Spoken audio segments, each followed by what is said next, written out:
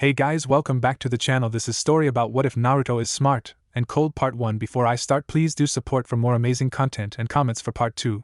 Do consider to subscribe my channel and share my video to your friends and check out the description as well. Let's start the video.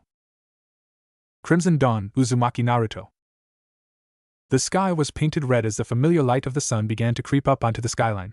The Hokage faces then gained their unusual rugged luster that made it seem as if the stone faces were somehow luminescent. From where he was standing, Naruto couldn't help but admire the sight. His facial expression was somewhat constricted, taut, hiding beneath it the more jovial expression that remained unseen under the guise of an impassive visage. There was something about the Hokage faces in the morning that made him want to stop whatever he was doing and look at them. The sight of what he was to become was there, right in front of him. He was so close yet so far. That was why he did this every morning. As soon as he would wake up, before he did anything else, the first thing that he would do was go onto the roof of his house and stare at the stone faces. This soothing and silent daily ritual was a constant reminder of why he was still even in this piece of shit village. Naruto inhaled sharply, exhaling with a sigh as a cool morning breeze caught the back of his neck, sending shivers down his spine.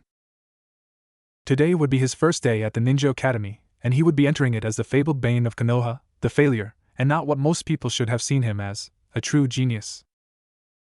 As Naruto took a step back, he spun around on his heel and began to walk back into his shabby little apartment.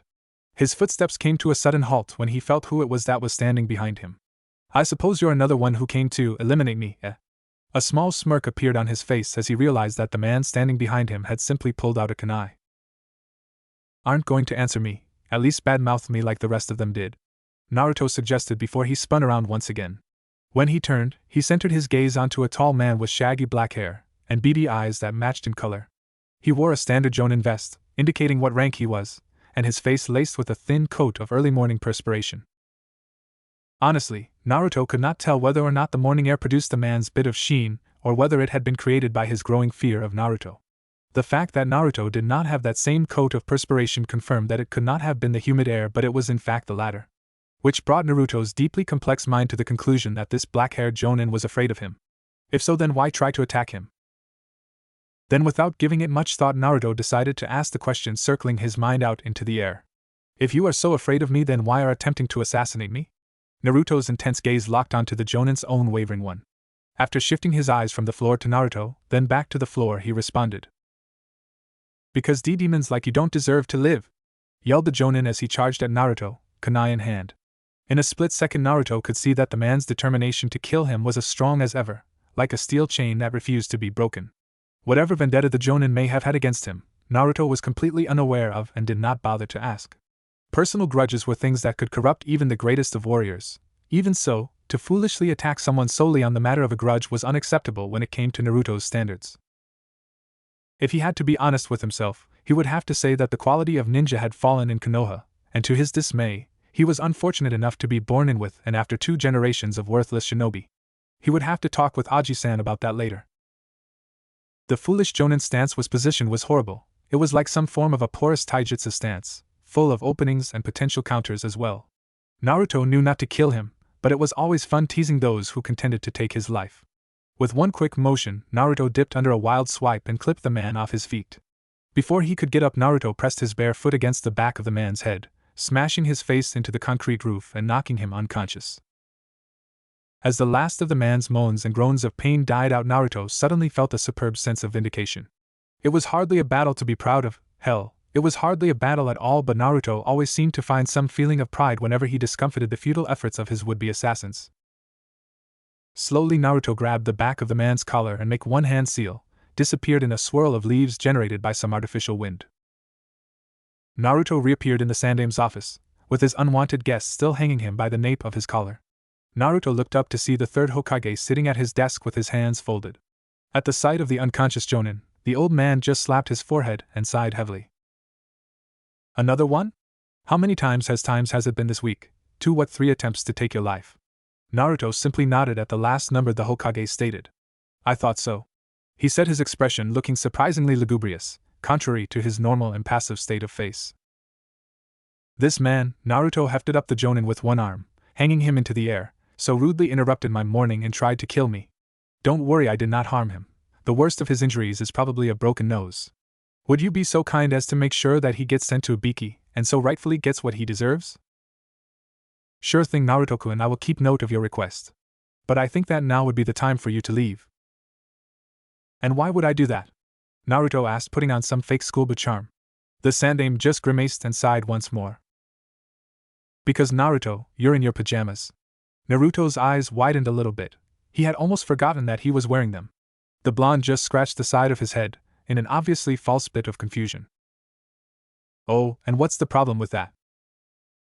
For all of your uncanny perceptiveness, Naruto-kun, you sure seem to not notice that I myself have company and, before you came, was in a very serious discussion with my subordinates. Slowly Naruto began to turn around as the old Sarutobi stuck his arm out, swaying it from one side to the other, as he was trying to display some oddly antique trinket. Naruto, allowing his body to follow his grandfather's gesture, turned fully around, only to come face to face with 3 ANBU shinobi. They all wore their distinct animal mask accordingly, the one on the left, who took on the likeness of an eagle, the on the right wore the mask portraying the face that Naruto for some odd reason mistook as that of a baboon. Finally, the Umbu in the middle, who was with no doubt the captain, wore the oddly modified and makeshift visage of a tiger. Although the boy could not see it, he could not help but think that the 3 Umbu all had their mouths agape behind the effective obscurity of their mask. They probably couldn't believe that the brat, the lowest of the low, the bane of Konoha, had defeated a Jonin, while he wasn't an academy student yet, and he did it all in his PJs. Naruto mentally prided himself at the sight of the subtle shock. Even an Umbu couldn't hide their emotions from the ever-perceptive Naruto. However, he did not act upon his thoughts and simply stared at them, creating an awkward tension in the room. His eyes darted on and off the 3 individuals before him until the weird sensation that arose in his gut forced him to look away and back toward the third. Sorry for the interruption, Aji-san. Nevertheless, before I leave, I simply must make a comment on the way shinobi are acting nowadays. Honestly, the overall mindset of shinobi in Konoha today has suffered a serious downgrade from what it used to be. It's actually making me question the merit and literal quality of the ninja in our village. That goes for all levels. That comment caused him a series of 3 loud coughs from behind that were obviously meant as a joke and obviously directed at him. Anyway, like I was saying, I simply suggest that you input more of your time into enforcing the law of shinobi decorum around the village, because I don't think that this man here, he pointed to the brunette Jonin who he still subconsciously had dangling from his hand, attacked me just because of my unfortunate condition here, the way he held his blade, with determination, with fear, with anger. It was obvious that he had some sort of personal vendetta against my prisoner and me. It would be foolish to let all shinobi in Konoha harbor a mindset so wrong like this man here. With that said, Naruto dropped the man to the floor. A loud thump indicated that he had landed on his head. He gave Sarutobi a curt bow and smile, followed by the same action being performed to the 3 Umbu in the room. I'm sorry to have taken your time. With that, Naruto made the hand seal that he used to bring himself to the Hokage's office in the first. Wait, Naruto-kun, how did you know that this man attacked you because some grudge? Sarutobi asked with an amused expression on his face. Being as perceptive as he was, Naruto knew that the third was even more perceptive than he was. Moreover, because of that, he knew that the old man never asked him questions like that unless he was trying to gauge Naruto's skill at reading people. However, for every smart question that Sarutobi asked him, Naruto had an equally smart, or even smarter question waiting for the old man. This time the blonde genius was at a loss. Let's just call it a hunch, Naruto said. Sarutobi chuckled. Have a nice day at the academy, Naruto. It's the first day, you know I will, Naruto said with a smile before disappearing in a swirl of leaves, much as he intended to do before. As the blonde boy faded from vision, the Umbu tiger in the middle spoke up. So that's Uzumaki Naruto, the infamous bane of Konoha. Yes, and it would do you well not to look at him like other people do, Saito. And what would that be, Hokage-sama? Saito asked, inclining his head. As a demon and a failure, when in fact he is very much the opposite. He is a genius. Saito was silent after that. If the Hokage felt so strongly about this boy that he would go so far and call him a genius, then it was apparent that the kid was the real deal. He had heard stories about the boy who was Kyuubi's vessel, but he had heard otherwise from what the Hokage mentioned. Now his mind was swarming with a mass of curiosity, and it continued to swarm and buzz around the one question, the centerpiece that was brought to his attention. Exactly who was Uzumaki Naruto? Naruto arrived at the front gates of the Ninja Academy like any other kid his age would. He walked. It was a tad slow for his taste, but every once in a while it felt good to act normal for once. However, acting was all that it was. There was nothing in or of the boy that, when compared to other children his age, would be considered normal. Not his mind, not his speech, not his intelligence, and definitely not the giant demonic fox sealed away into his abdomen. But putting those qualities aside, Naruto was still moderately normal. While walking through the huge gates, he suddenly remembered what it was that Aji-san had told him about 2 days ago. Naruto, now that you're going to be joining other students around your age, I want you to act your age, he said. Why does it really matter? Naruto asked. Yes, it does. I'm not saying that you should act like a complete idiot and withhold back every bit of knowledge that you have so far retained. I'm just saying that if want to be treated differently, then it would be in your best interest to act the same. Kids your age don't usually possess information about the things that you do, so basically what I'm saying is don't show off. Hi, Naruto responded. That is what he intended to do. He planned on coming to the academy and not show off his skills. The reason for him starting the academy in the first place was so that he would advance in his ninja rank. If he were to ever attain his dream of becoming Hokage, then he would at least have to become a genin first. As Naruto continued to walk toward the front door of the academy, he suddenly froze, taken by shock. Around him, he noticed dozens of kids being dropped off by their parents, kids his age giving goodbye hugs to their loved ones as they began their first days of school. Just like them, he had made it here, his first step to becoming an actual shinobi. Too bad he didn't have anyone to share the moment with. Naruto had often thought what it would be like if he had parents, but today that thought became all the more important to him. He wanted someone to hug goodbye like everyone else. Unfortunately, he was not blessed with a family like other kids were. But then again, other kids were not blessed with a mind and body like his. He was cut from his introspective thoughts when he heard someone's voice. Hey, are you lost or what? Naruto's head snapped to the source of the voice. When he looked up, he saw what the hell was he seeing? He didn't know whether or not he was looking at a person or a fucking ghost. The person in front of him was the very image of the word noble. The man in front of him had jet black hair that ran down past his shoulders and was left to hang loosely. He wore robes of pure white. From where he stood, the man's robe seemed to avoid touching the ground and just hovered lightly above the dirt, as if the most likely soft linen was tantalizing the ground because it could not be touched by the ground. It was what gave him the ghost-like appearance, and what made him noble. Even in the dirtiest and dustiest of places, the clothing of a noble refused to dirty itself. Despite his absurdly clean attire, Naruto noticed some other distinct features on the man, like the structure of his jaw and the intensity of his eyes. Oh, and his eyes were the most distinguishable feature about him, for they were white and pupilless. This man standing in front of him was a Hyuga. From what he had seen, Naruto knew that Hyugas were supposed to be stuck-up douchebags. Well, are you going to answer me, or are you going to just stand there like a silent fool? Yep, he was right. This person was definitely a douche. No, I'm not lost. Actually, I was just on my way to class. It's my first day, Naruto said with such cool innocence that seemed to ignite the much larger man even more, although his emotionless face mask that all Hyugas seemed to wear at all times seemed to aid in hiding it. Even so, that didn't mean that Naruto still couldn't read the man's actions. He could tell by the slight twitch of the Hyuga's fingers when he spoke and the barely visible 1mm arch in his eyebrows that the white-eyed ghost was enraged merely at the concept of standing next to him. Again, the Kyuubi no Kitsune caused someone to judge him before they got to know him. And they let you of all people in. What a shame, it seems that Konoha has fallen down to low standards this year. Well, I do beg your pardon, but what exactly do you mean by they let me of all people in? Nothing at all. I thought as much. Naruto smirked as the man simply swallowed down the massive amount of Hyuga pride that his clan was so famous for and turned around, facing a girl who up until now Naruto hadn't noticed. Hinata, this is important. This is where it starts for you. If you fail, then you will have lost all honors from me. By the end of today, I want an oral report of today's happenings and a sense of your status in the classroom. You are a Hyuga, so I expect you to behave as such. From what Naruto could see, a girl around his size stood virtually petrified in front of the Hyuga. She hid it with a mask of impassiveness. She was hiding her fear, that both Naruto and the male Hyuga knew it. I will try my best. No, you will be the best. Understood? Hinata nodded. Yes, father. Hinata said, her eyes a bit downcast. The man just nodded and turned around, with a grace that only a Hyuga would possess. He gave Naruto one last huff before walking past him and out of the academy gates. Naruto could tell that the man had just resisted the urge to sputter out any further words. Perhaps he was afraid of breaking the law that the Sandaime had put into action by uttering one too many words about the nine-tailed fox. So now Naruto was just standing with some girl who he now knew to be Hyuga Hinata. In addition, from his own general knowledge, she was the heir to the Hyuga clan, therefore making the previous man whom she called Father Hyuga Hayashi. The most stick-up-the-ass Hyuga you could ever know. Naruto, always being one to break the awkward silence between the two, spoke up first. So you're a Hyuga? Her head quickly shot up as she looked at Naruto, only to bring her gaze back down to the ground. Why yes, she said. Naruto was a master at reading people, and it was obvious that she had definite self-esteem issues to work out. He could tell that it was a fact just by looking at the way she stared at the ground.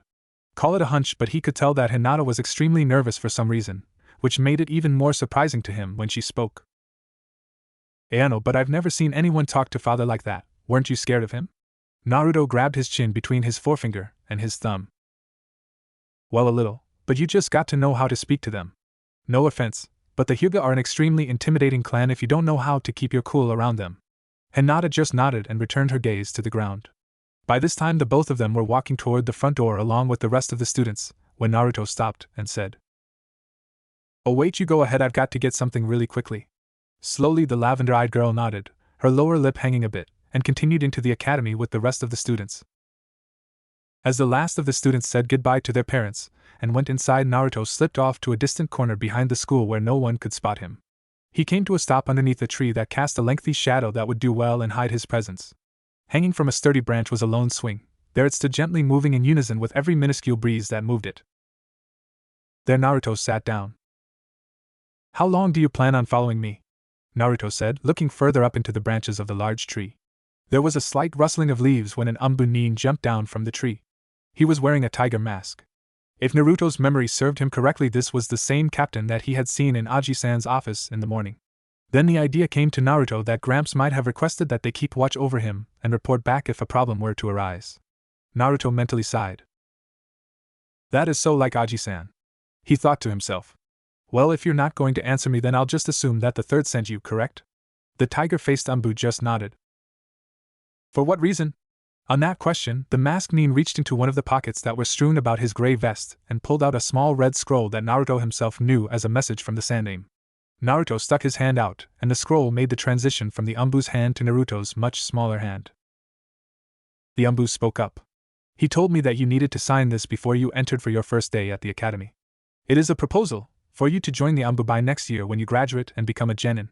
For this to work, you'll need to sign this before the proposal is made, and in about a year's time, after much negotiations with the council, you will be admitted to join the Umbu. Naruto raised an eyebrow. It was obvious that Aji-san planned for this to happen.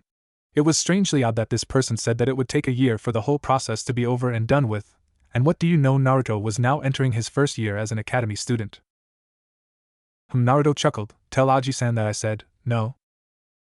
The Umbu's head suddenly flickered up in shock. What do you mean no, Naruto-san? You're passing up a chance that rarely comes to those around your age. It wouldn't be wise to pass up a chance of this much value and rarity. Listen, what's your name? Yuji Saito. My name's Saito. Why? Listen, Saito, rarity or not, me becoming an Umbu member is up to me and me only. Even though I'm already able to join the Umbu squads as I am now, I simply have no interest in joining. And I doubt that getting the council to pass me into the Umbu Black Ops will not be as easy as you have just now stated. In reality, I don't feel like dealing with the hassle and bullshit that I know the council, both shinobi and citizen alike, will so generously hand me. Do you honestly feel that way? Yes, I'm not interested. Naruto then handed him the red scroll back, which Saito slipped back into the pocket from whence it came. But tell Aji-san that to save that proposal, in the future I might be interested. Understood, Saito said with a curt bow. You really are the real deal. Hopefully in the future I may have the privilege of working with you on my squad. Maybe, Naruto responded. With that the Umbu captain disappeared. Without a trace, no leaves, no wind, no smoke, nothing at all. He just disappeared. How do they do that? I might consider joining just so I can learn how the hell they do that. Naruto then hopped off the swing and walked back to the front of the academy. He couldn't believe that it was his first day and that he was already late. 1 year later. Naruto let out an exasperated sigh as he stared aimlessly into the distance the window had to his delight, provided for him. He was staring out the window of his classroom, and he was seriously bored with this place. He had wasted an entire year in this academy learning things that he had learned when he was 7. He found it useless to sit here in a class that gave him no challenge such as this one. Although this class proved to be interesting at times, he still could not see the point in paying attention to things that, frankly, would do him no good in actual battle. At his level, an enemy that he would encounter would, with no doubt in his mind, require much more than academy-taught tactics to defeat. It just went to show a person exactly how strong Naruto was and how strong he led others to believe he was. For an entire year Naruto had stayed in the academy solely for the purpose of becoming a genin, and while he was here he hadn't shown anyone a bit of what he could really do. Every time he was called to demonstrate some low-level technique of some sort in front of the class he would make sure that he always gave the instructors the required minimum that they had asked for. In doing that, Naruto's ranking in the class always remained at a constant neutral zone. That was good enough for him. Naruto, are you even paying attention? Naruto looked in the general direction of the person's voice. He looked up to see his teacher, Yumino Iruka. Over the course of this year Iruka had become in Naruto's eyes a father figure. He was the only other person besides the third that the blonde ever was seen around. Most of the time it was at Ichiraku's ramen shop or just walking around. Iruka, unlike everyone else, actually saw him for who he was and not as the demon that destroyed the town. Yes, Iruka, I'm paying attention. Oh really? Then would you demonstrate to the class what a proper henge of our Hokage would look like? Do I have to? I'd much rather just sit down. This comment earned the boy a series of suppressed chuckles made by the other kids in the class. As Naruto continued to look at Iruka, he noticed a vein popping put from the man's forehead. You okay, Iruka? That's Iruka-sensei, Naruto. In here I am your teacher, now get your behind up here and do what I asked you to. Fine, Iruka-sensei. Naruto slowly got up to the front of the class. He paused for a moment, taking the time to look at the children whom he was forced to call classmates for an entire year. The faces of those whom he had taken a liking to, but then again there were some people here whom he couldn't stand. Naruto's eyes shifted to a certain black-haired Uchiha named Sasuke who was staring out the window much he was only a moment ago. Then his gaze scanned the room, going over each and every girl who had deemed themselves part of the Uchiha fan club, then going over to the girl who declared herself president, Haruno Sakura. He couldn't stand her. Just the thought of how she fawned over the Uchiha was enough to sicken him. The pink-haired girl was truly desperate. But just because there was one fan club didn't mean that Sasuke was the only one with admirers.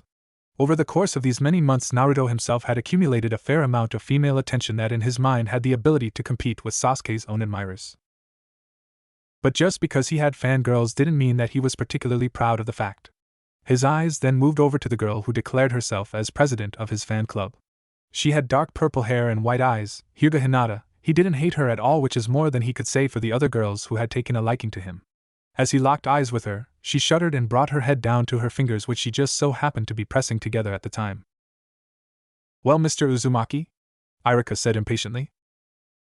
Naruto turned his head over to Iruka, and gave him a very grim glare, which Iruka himself returned with a death glare of his own. It had become their thing, to glare at each other intensely when there was nothing serious. It constantly reminded them of how close they actually were to each other, whether they knew it or not. Hi, Iruka-sensei, Naruto said while making a single-hand seal.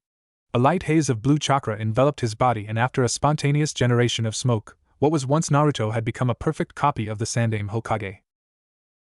In the visage of the village head, Naruto turned his head toward Iruka, the eyes of a wise man staring intensely at the Chunin. May I take my seat now? Naruto, well done, you can sit down now, Iruka said, sounding slightly defeated due to the fact that Naruto had completely proven him wrong and was in fact paying attention.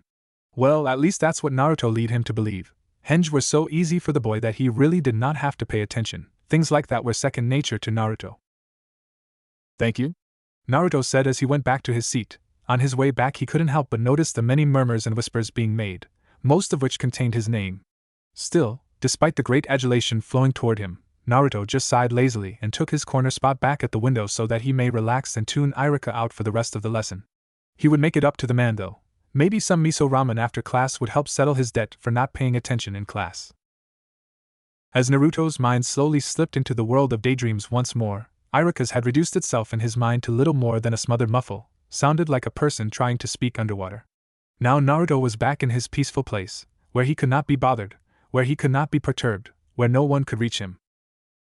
Naruto jerked when he felt the odd sensation of someone jabbing him in his ribs. Maybe his peaceful place wasn't as impenetrable as he would have liked it to be. Naruto turned and saw a girl with shoulder-length jet black hair and blue eyes looking at him. Her elbow was slightly extended toward his ribcage, indicating that she was the one who poked him. She wore a tan ninja training shirt underneath a faded black jacket that was tightly suited to accentuate her body. On her lower body she sported a pair of ninja training pants that were identical in color to her shirt. Those too were tightly suited. Her pale skin seemed to go in conjunction with her hair and eyes. This was an odd combination, gave her what Naruto would label as slightly refined facial features. saying that she was pretty would be horribly tautological and, quite frankly, the understatement of the century. "Naruto, did you not just get in trouble for daydreaming?" she whispered. "Ah, come on, Sanai, you know that I don't have to pay attention in this class," Naruto said with a disarming smile. He knew this girl as Fumina Sanai. He had met her within the first week that he began the academy. Naruto then heard another whisper come from behind him. "Yes, you do, Naruto-kun, you'll fail if you don't pay attention." Naruto turned his head and saw behind him another girl. Her hair was dark as well, but not black like Sanai's. It was more of a dark auburn that, when in the right light, could be considered red. She wore a light blue shirt that loosely draped over her body and dark navy blue ninja training pants. Her face was smaller and even more refined than Sanai's, but it bore a stark resemblance to the black-haired girl. The only reason that such a resemblance was even present was solely based on the fact that this was Sanai's sister. Her name was Kono. Naruto met her around the same time he met Sanai, seeing as how they were always together, and just like her sister Sanai, Naruto had become great friends with Kono as well. To say that Naruto had become friends with them was an understatement. He had become attracted to them both, and it wasn't the type of attraction that everyone who saw them would think of, but it's not like there was no reason to be attracted to them. Half of the guys in Naruto's class were attracted to them both. The two sisters' beauty had made them into daily eye candy for most of the other male students. Sure, they were pretty, but that was not the only reason that Naruto was attracted to them. While not one of the clans known for their outstanding strength or Kekkei Genkai, the Fuminas were known, however, for their extreme cunning and wit. They were not as strong as clans like the Hyuga were or Uchiha were, but they certainly made up for their physical impediments with their extreme intelligence. Fuminas were extremely smart. One example of their wiles would be during the Great Shinobi War, where the battle tactics of a Fumina led Konoha to victory against opposing IWA forces. The end result of that battle was a dangerous depletion of the Iwa's forces that ended up with them losing up to half of their entire military. It would be a sin to say that a Fumina wasn't intelligent. It was not only their looks that Naruto liked about them, but their Fumina wit as well. Like him, they strove to think in the most logical way possible and did not settle to leave anything unanswered. It was what he enjoyed about their presence, the fact that they were like him. While they were not like him when it came to strength, for he was many times stronger than they were like him when it came to their minds. In other words, they were geniuses, and Naruto had always liked to surround himself with those who were similar to him. "No, I won't, Kono-chan. This class is way too easy to fail. Too bad Sanai-chan here doesn't see that." Naruto was suddenly assaulted by the intense feeling of another nudge to the ribs. "I told you not to add the chan to my name, you idiot. You know how much I hate it," Sanai said in a barely suppressed whisper. "Ah, but it makes you angry when I say that, and you're cute when you're angry." Sanai said nothing and inched her head back a few inches, an intense blush staining her face a bright red. Kono couldn't help but giggle at this. Well, that is until her sister gave her a patented Naruto death glare. Naruto always knew how to get inside of Sanai's head. For such an outstanding genius, the girl was also an outstanding prude as well. "Hey, pay attention." Instantly all three of them snapped towards the sound of the loud voice, which was a very irritated Irika. "Naruto, Sanai, Kono, do you intend on talking this entire class? What I'm about to say is of great importance, so you must pay attention, understood?" "Hi, Irika-sensei," Naruto said, answering for all of three of them. Irika nodded and turned his gaze back to the rest of the class. He brought his two hands, and while making a fist with one hand, his other hand was left open. He thus suddenly brought them together. "Class, as you all know, today is the day of the advancement exam." This comment stirred up a multitude of groans and moans from the rest of the class, with the exception of a few well-behaved students. "I know, settle down, it's not that serious. It's simple." A hand sign, and behind appeared two small wooden tables, and on top of the tables were rows of Hideites or ninja headbands, all engraved with the Konoha symbol, and shining brightly, indicating that had just been burnished. Irika turned and allowed his arm to sway out toward the two tables. "These headbands are what you will be aiming for. If you pass, you will each receive one Hideite, indicating that you have become official ninja of Konoha. The exam itself is simple, really. I will call you up here one by one, and I will ask you to do three things. 1. Make a decent henge of me or Mizuki-sensei, who will be here shortly. 2. Make a total of 3 stable bunshin. And 3. Irika then smiled. The third thing that you will have to do in order to become official nin of Konoha is walk past me and take your Hideite." Irika smiled when he saw the bright smiles of his students, and heard their excited voices. Some of them even got so excited that they stood up, saying that they wanted to be the first to go. But Irika denied, telling them wait. The exam will not begin now, however. Irika's smile grew wider when heard his class cry out "ah" again, with the exception of the more well-behaved students in the class.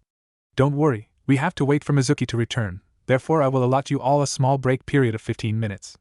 Be back in class by then. Hey, and don't take this break lightly, you could use this to your advantage. Perhaps these 15 minutes could give you all a little time to prepare for the exam. Other than that, you are dismissed. With that, all of the students jumped up, some louder than others, and began leaving the classroom. Naruto then felt the terrible sensation of Sanai's elbow in his ribs once more. This will be fun, won't it?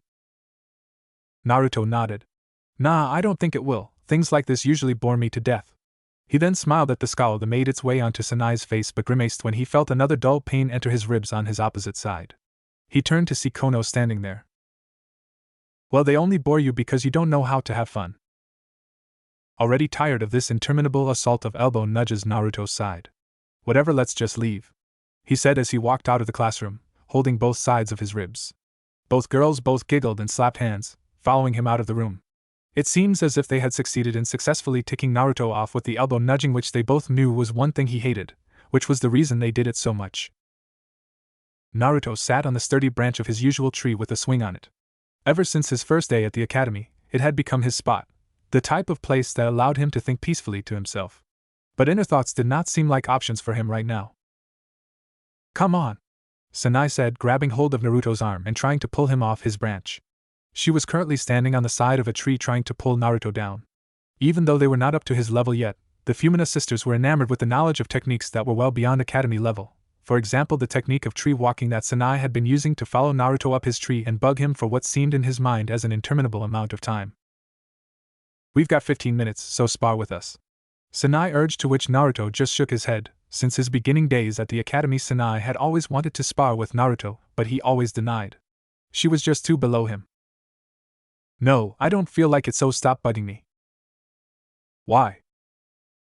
Because I said so, Naruto responded. If he had actually told them the truth behind his reasons for not fighting them, and mentioned that if Sanai were to fight him, she would be fighting someone who had trained almost every day of his life with the Hokage of the village since he was about 7. She probably wouldn't be so eager to have a bout with him then. As Sanai gave Naruto's one final tug but sighed when he did not budge. She let go, but before she could get halfway down the tree, she let out a startled squeak as she felt something land on top of her, knocking her down only for her to land flat on her stomach. When she hit the ground and turned her head, she saw Naruto sitting right on top of her. There was a certain sly look in his eye that made her feel suddenly uncomfortable. She felt even more on edge when he leaned in closer to her face. You, instead of sparring, how about we do something else, Sanai-chan?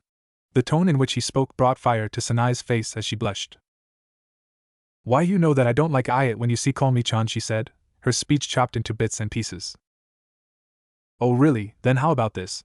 Sanai's eyes widened when he felt Naruto's hand slowly slide down the side of her rib and move up toward her chest.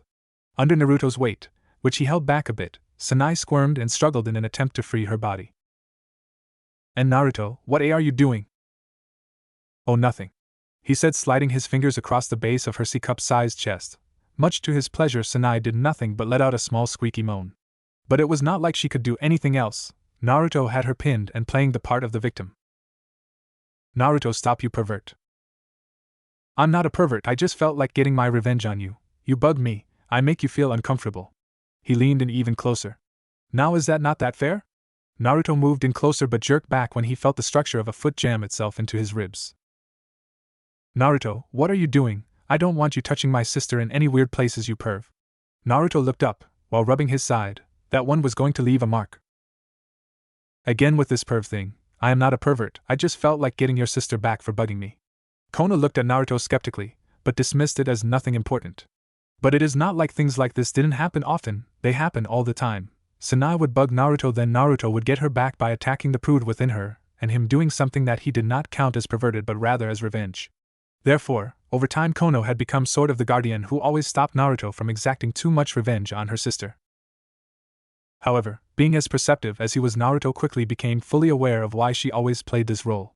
It was simple, she obviously held certain feelings of affection for Naruto as well, but she just did a better job of hiding it. Maybe the only reason Kono stopped Naruto all the time was that she felt jealous from all of the attention that Naruto usually gave Sanai whenever she bugged him. Naruto raised himself off the ground, dusting himself off.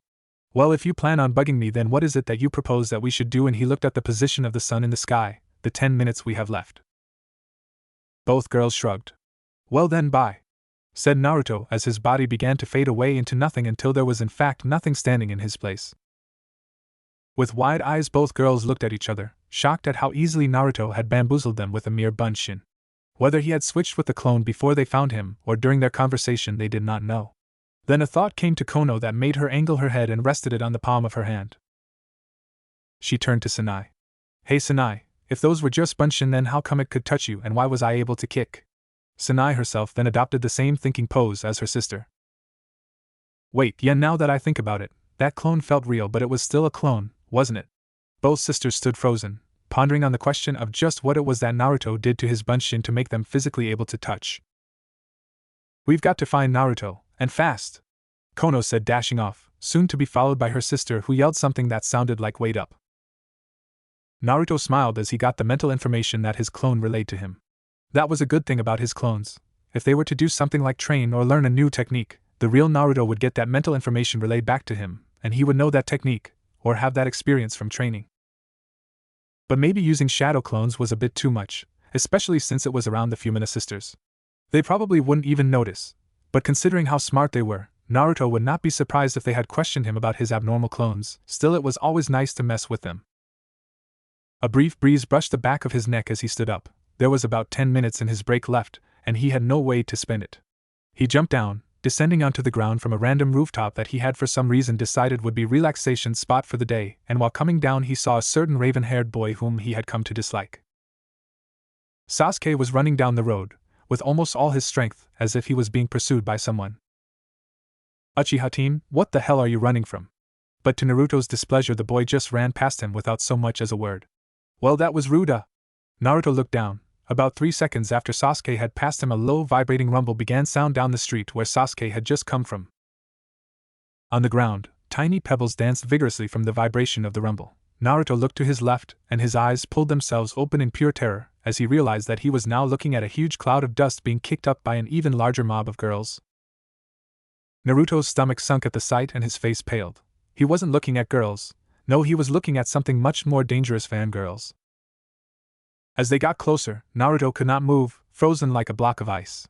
Then he heard one of them say, "Hey guys, look, we got lucky. Look at who is in front of us. We can take him and Sasuke."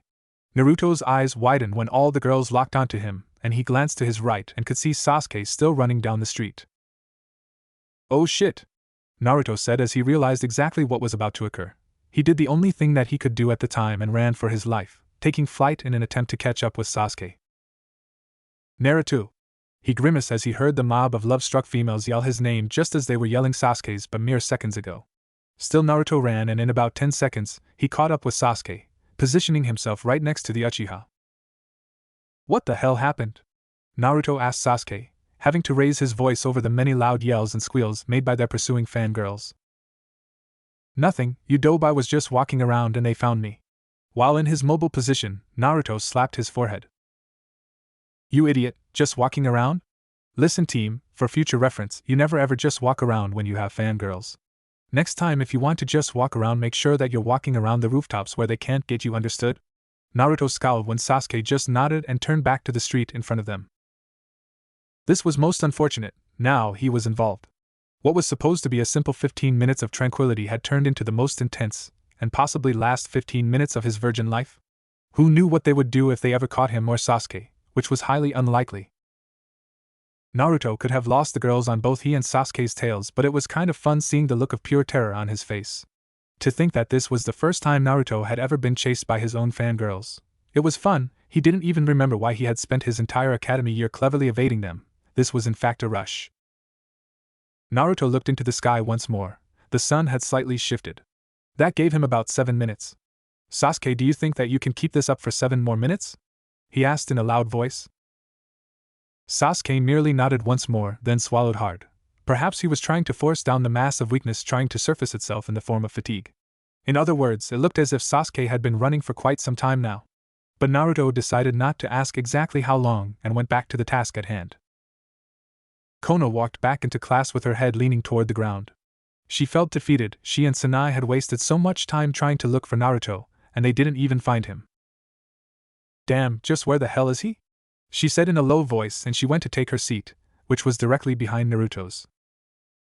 "Who knows, he might be trying to avoid us, he might be running from us." Sanai said, sitting down in her seat with an equally lugubrious expression on her face. Nope, he's running from his fangirls right now. No way, he wouldn't do that, would he? Kono said, sounding a bit unsure about her words. Both girls let out a sigh. It took some time, but after sighing, they both noticed something. That almost all of the students that had returned early to class were male. Feeling a bit uncomfortable with the lack of female presence, Sanai decided to ask her question into the air. Hey, where are the rest of the girls? There is only 1 minute left in the break. One of the boys in the room answered her back. Who knows, they are probably off chasing their Sasuke-kun somewhere on the premises. He had dark brown eyes with gravity-defying hair that stood up and resembled the outline of a pineapple. And how do you know that, Shikamaru? Nara Shikamaru, another class genius. He, along with her, Naruto, and her sister, was one of the smartest kids in the class. However, unlike her, Shikamaru had preferred to do nothing with his amazing brain power. A lazy genius indeed. Come on, do you honestly think that those love-crazed girls have something else better to do in 15 minutes than pursue their dream boy? It did make sense, so she nodded at the lazy boy's answer. Yeah, you're right, I guess it makes sense. A low rumble came from outside the classroom door. Upon hearing this, Sanai knew exactly what was about to happen, which was what happened all the time. Sasuke would come busting in with a mob of girls behind him, and then a huge dispute over who would get to claim the boy would arise, causing a ruckus in the classroom. That's what she expected. However, what she saw was completely different.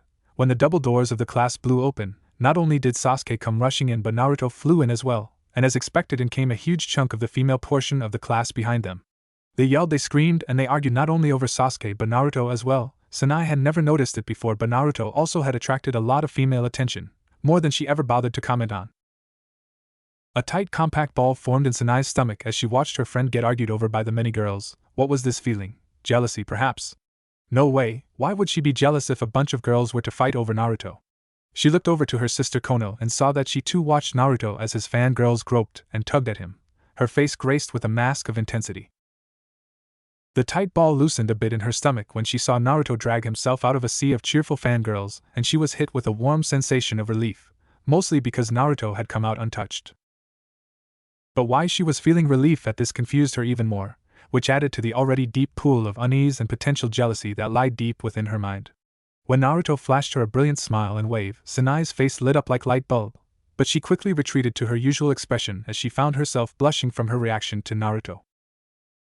Slowly, Sanai looked at Kono, who had one eyebrow raised with a certain glint in her eye that made her wonder just what it was that was going through her mind. Before she knew it, Naruto had walked up to them and Sanai found herself staring down at the floor. Sanai-chan. Sanai twitched at the mention of the word chan but continued to stare at the ground, not saying a word. You okay? You look a bit disturbed, Naruto said, taking his seat next to her, causing the girl to move over just a tad to the right and away from Naruto. The tight ball came back, this time pulling even harder. Every time Sanai thought of something and tried to get it out of her mouth, the ball would end up dragging those words back down into her stomach, leaving her unable to speak. What's wrong with me? Why am I acting like this? Was it because of what happened? Her face flushed when she thought of what it was that Naruto's clone had done to her under the tree. Hey, you okay, Sanai? Yeah, she's okay.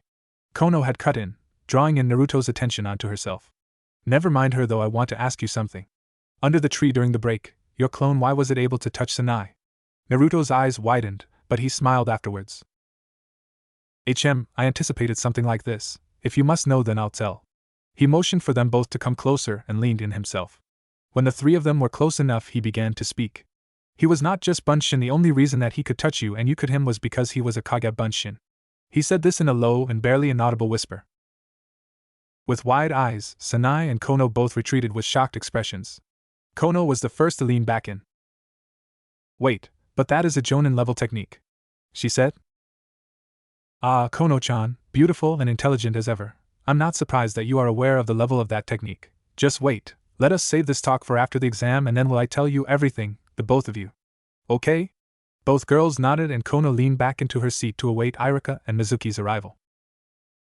The entire time Kono's face was sanguine and heated, most likely from that last comment made by Naruto saying that she was beautiful. The loud arguing and fighting over Sasuke had subsided, leaving everyone to seat themselves and settle down. Naruto cringed as he looked at the aftermath of a person who was once Sasuke. He sat alone and with a blank expression on his face. The face of the violated and touched an expression ever since he had begun the academy he had grown accustomed to. It seemed as if every day Sasuke had this expression plastered on his face, all because of the fangirls that attempted to toady him every day. It was not the first time Naruto had seen Sasuke like this after being chased by his fangirls, and he doubted that it would be the last. Then Naruto thought to himself about how different his reaction was compared to Sasuke's. Naruto had avoided his own fangirls up until now, and in his mind, it was not as bad as Sasuke made it seem.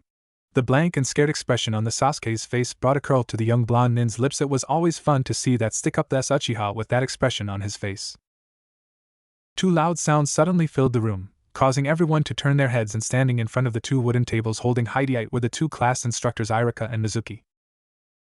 The two Chunin had their arms folded, with both large smiles and bright eyes. Okay, listen up, I won't waste any time, so take your seats. The class followed accordingly, which made Irika nod.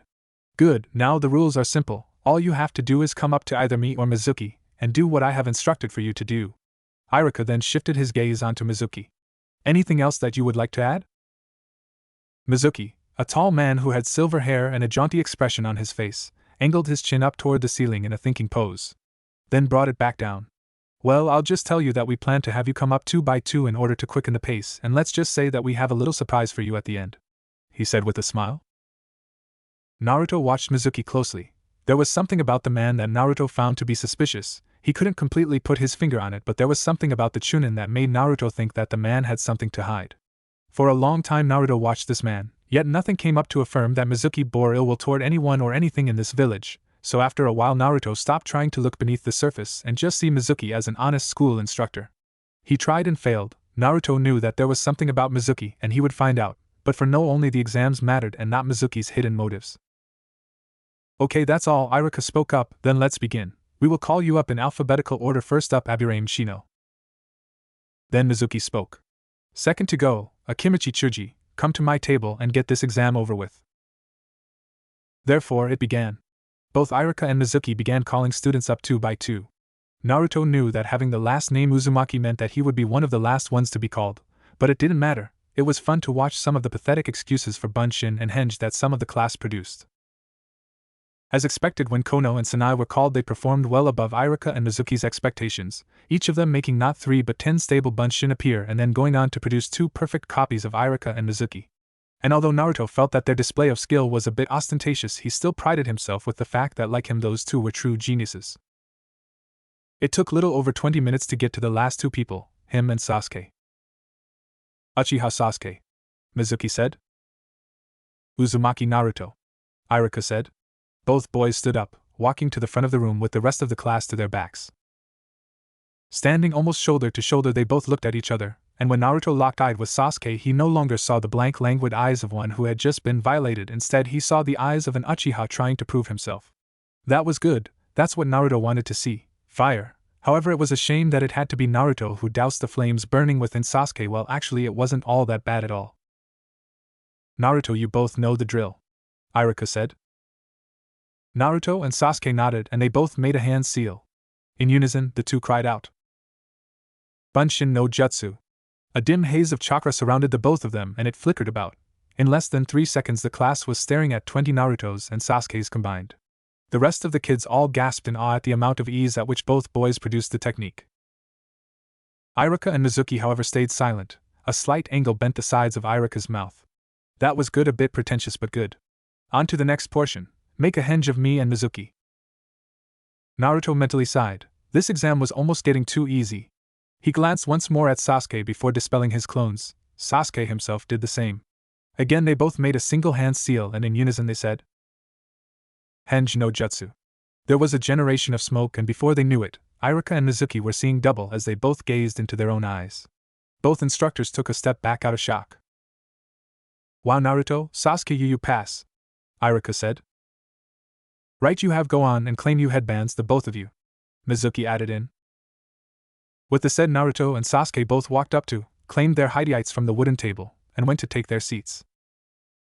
When he sat down, Naruto felt someone tap him, and he turned only to come face to face with a smiling Kono who gave him a thumb up, simply chuckled and turned back to Irika and Mizuki, but not before giving Sasuke a quick glance. Good, Irika said while clapping his hands. The sound was intensified by the walls of the classroom. Now that the advancement exam is over, we can move on to the next and final portion of the day. He swayed his arm over to Mizuki, who then took over the reins. Now Mizuki began. If you all remember, I said that there was a little surprise at the end for you all. Well, get ready because an awkward silence settled in the room. Most of the kids were literally on the edge of their seats. Today is your last day here as students, and tomorrow you all will be assigned new sensei. This comment drew a rather unexpected reaction from the class. Silence, nothing but silence could be heard as the students now turned Gen and said nothing. It was a delayed reaction, but Irika for some reason felt a pang of relief when he heard almost all of his students yell out what. He was expecting that reaction.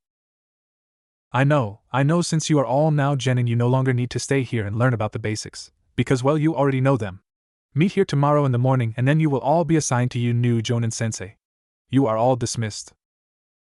Naruto, along with everyone else, stood up and left, leaving their former Chunin sensei to talk among themselves. It could be said that at this very moment Naruto was upbeat. He was now a genin, but unfortunately, he knew what being a genin would mean. It would mean that he would now be pressured even more than he already was to become an Anbu member. As Naruto walked down the streets to his destination, which was the Hokage Tower, he ignored the stares and glare coming from the many merchants and street vendors who were aware of his condition. Not even they could penetrate the solid wall of concentration that he had set up in his mind. All he could focus on right now was what exactly he was going to say to Aji-san once he got there. He was fully aware that the Sandaime greatly wished for him to join the Anbu, and that he being an official genin now meant that he was now of official ninja rank. And according to the rule of Anbu admission, any ninja of any rank was eligible to become an Anbu. The whole idea of Jonin only being able to become Anbu was just a lie. That false dogma had only risen because getting into the Anbu was so freaking hard that usually only Jonin tried. Knowing this, Naruto grimaced heavily, not wanting to think about the most likely uncomfortable conversation that the two would most likely have. At times like this, Naruto had actually wished that Sanai, or even Kono, were here to bug him, and keep his mind off of the awkward topic that kept poking him in the back of his head. Hokage's office. As sighed heavily as he entered his surrogate grandfather's office. The old man looked up from behind a small mountain of papers and smiled. Naruto-kun, you have returned. I assume that the advancement exam was today. Did you pass? Naruto raised an eyebrow before he pulled up a seat from the corner of the room and sat down in front of the Hokage. He crossed his arms. What do you mean you assume? You're the Hokage, for Pete's sake, Aji-san. You don't assume stuff like this, you already know it. And come now, do you really think that I could ever fail a test that easy? That's an insult to me. That test was way below my level. I only jest, Naruto-kun, I'm well aware of your ability, he said with a slight chuckle. Yeah, I know, but it's always fun to play along, Naruto said, responding with a bright smile. There was a brief pause and the both of them then burst out in a unified bit of laughter. It was always fun to share a laugh with Aji-san every now and then. Not many people could say that they hung out with the Hokage of the village. It was just one of the many perquisites that came with being who he was. Maybe the Sandaime was one of the reasons why Naruto had decided to stay in this village. Sarutobi's face then suddenly shifted to an expression of seriousness. Upon seeing this, Naruto quickly mimicked his action. The old man then arched his back forward, while placing his elbows his desk and resting his head on the backside of his palms. Naruto always found it surprising at how Aji-san could switch between moods so easily. Naruto-kun, now I'm sure you already know what I'm about to say. Naruto mentally sighed, throwing his gaze down at the floor. Yes, I know, he responded quietly. Naruto then looked back up at Sarutobi. But is it really a matter so important that it should be pressed onto to me like this? Sarutobi sighed. Naruto-kun, you know that I only want the best for you and I want to see you succeed. This chance could release you from the life you are living now. But if you feel as though you should not accept this issue that I presented to you before, then by all means I will not stop you. Let it be as you say, Naruto-kun. Now Naruto was put out of his comfort zone. Whenever Aji-san wanted him to do something, he would always ask Naruto in ways that he considered being sly and cunning. It greatly disturbed him at how adept the old man was at appealing to his conscience, but what more could you expect from the village Hokage? As kind and gentle as he was also manipulative and clever. Naruto swallowed down the lump beginning to form at the base of his throat. Do you really want me to join the Anbu that badly? Naruto asked. Indeed I do, Naruto-kun. That offer I made you last year on your first day at the academy. I did not make it because I thought you would prove to be a great contribution to the Anbu Black Ops, but because I knew you would. But like I said before, it is up to you. Again with that cleverness of his. Naruto looked Sarutobi dead in the eye. It was always like this. They would have a serious conversation and Sarutobi would ask something of Naruto. And as much as he did want to, Naruto was always the one who ended up caving in first, It was something he hated about being under the wise stare of the Hokage, and he berated himself for it. Sarutobi cleared his throat just a bit too loudly, letting Naruto know that he was getting impatient with the boys stalling. The pressure began to build, and Naruto feared that history would repeat itself, and that he would end up saying something that he really didn't want to.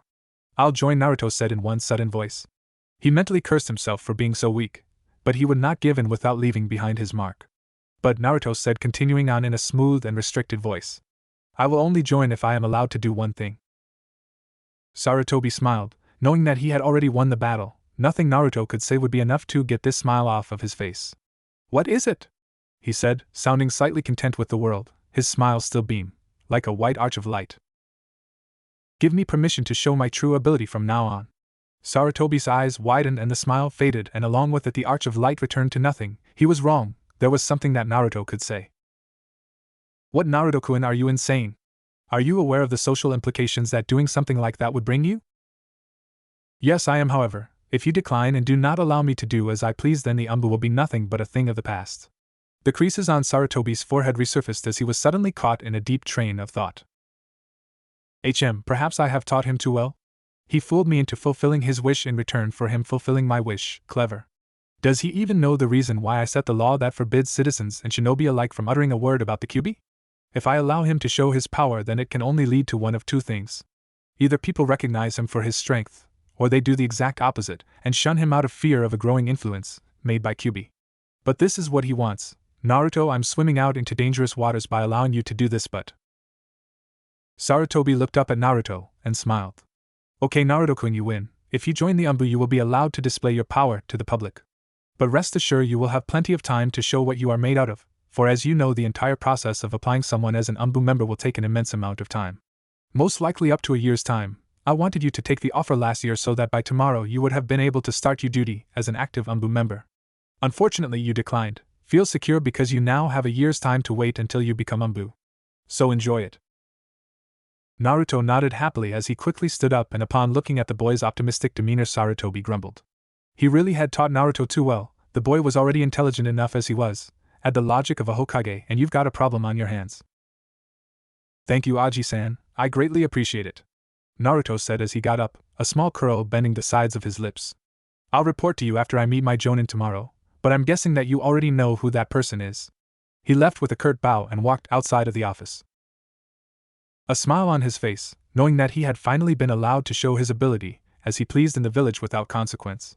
He would no longer have to keep up the facade of the Kyuubi boy with average skills. He would now be known as the genius boy with the Kyuubi sealed inside of him. It was a future that he greatly looked forward to, and the thought of such a future carried him in good spirit all the way to his small apartment, where he stopped at the door. "Tomorrow is a new day," he said while making a reach for the knob and opened his door. He turned back and glanced at the sky. The ominous twilight looked different today. The skyline was a shining bright red, as if Kami's hand had just swept over it with a fresh coat of paint. Who knew, maybe in the morning the paint would dry and the skyline's color would deepen so that when he woke up the next morning he would be able to gaze upon his very own crimson dawn. Once again Naruto began his day on his rooftop, just like the one before. He stood, pajamas and all, basking in the warm light of the sun. As of now his gaze was centered at the sky. Based off what he had seen yesterday, he was wrong. The sky hadn't deepened into crimson, it just looked normal. Not that normal wasn't good and all, it just meant that the day would be boring to say the least. He first noticed it when he felt the lack of commotion. There was nobody here who wanted to kill him today. It was strange, but Naruto always looked forward to seeing the unconscious faces of those random nin who always tried to exterminate him, and the lack of their presence made him feel uneasy. He lowered his gaze down onto the great stone face that he had come to admire so much. As usual, they held that same rugged brilliance that made them shine with artificial luster. Maybe the day wouldn't be as boring as he had thought it would be. His eyes then settled onto the stone Hokage face that was set all the way onto the fat right. The man with spiky wild hair, the fourth Hokage. Naruto then brought his hand and ran it through his own unruly golden locks. His eyes never left the fourth's face. It was just too much of a coincidence that he resembled the fourth. It often bothered him how much they bore a resemblance to each other. "Who are you?" Naruto uttered in a low tone before letting his hand fall back to his side.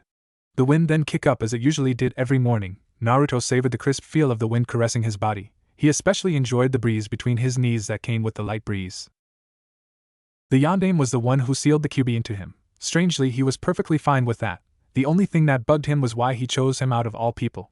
What could have driven the man to think that Uzumaki Naruto would be a good jail for the fox, despite the fact that Naruto actually was a good jail for the fox?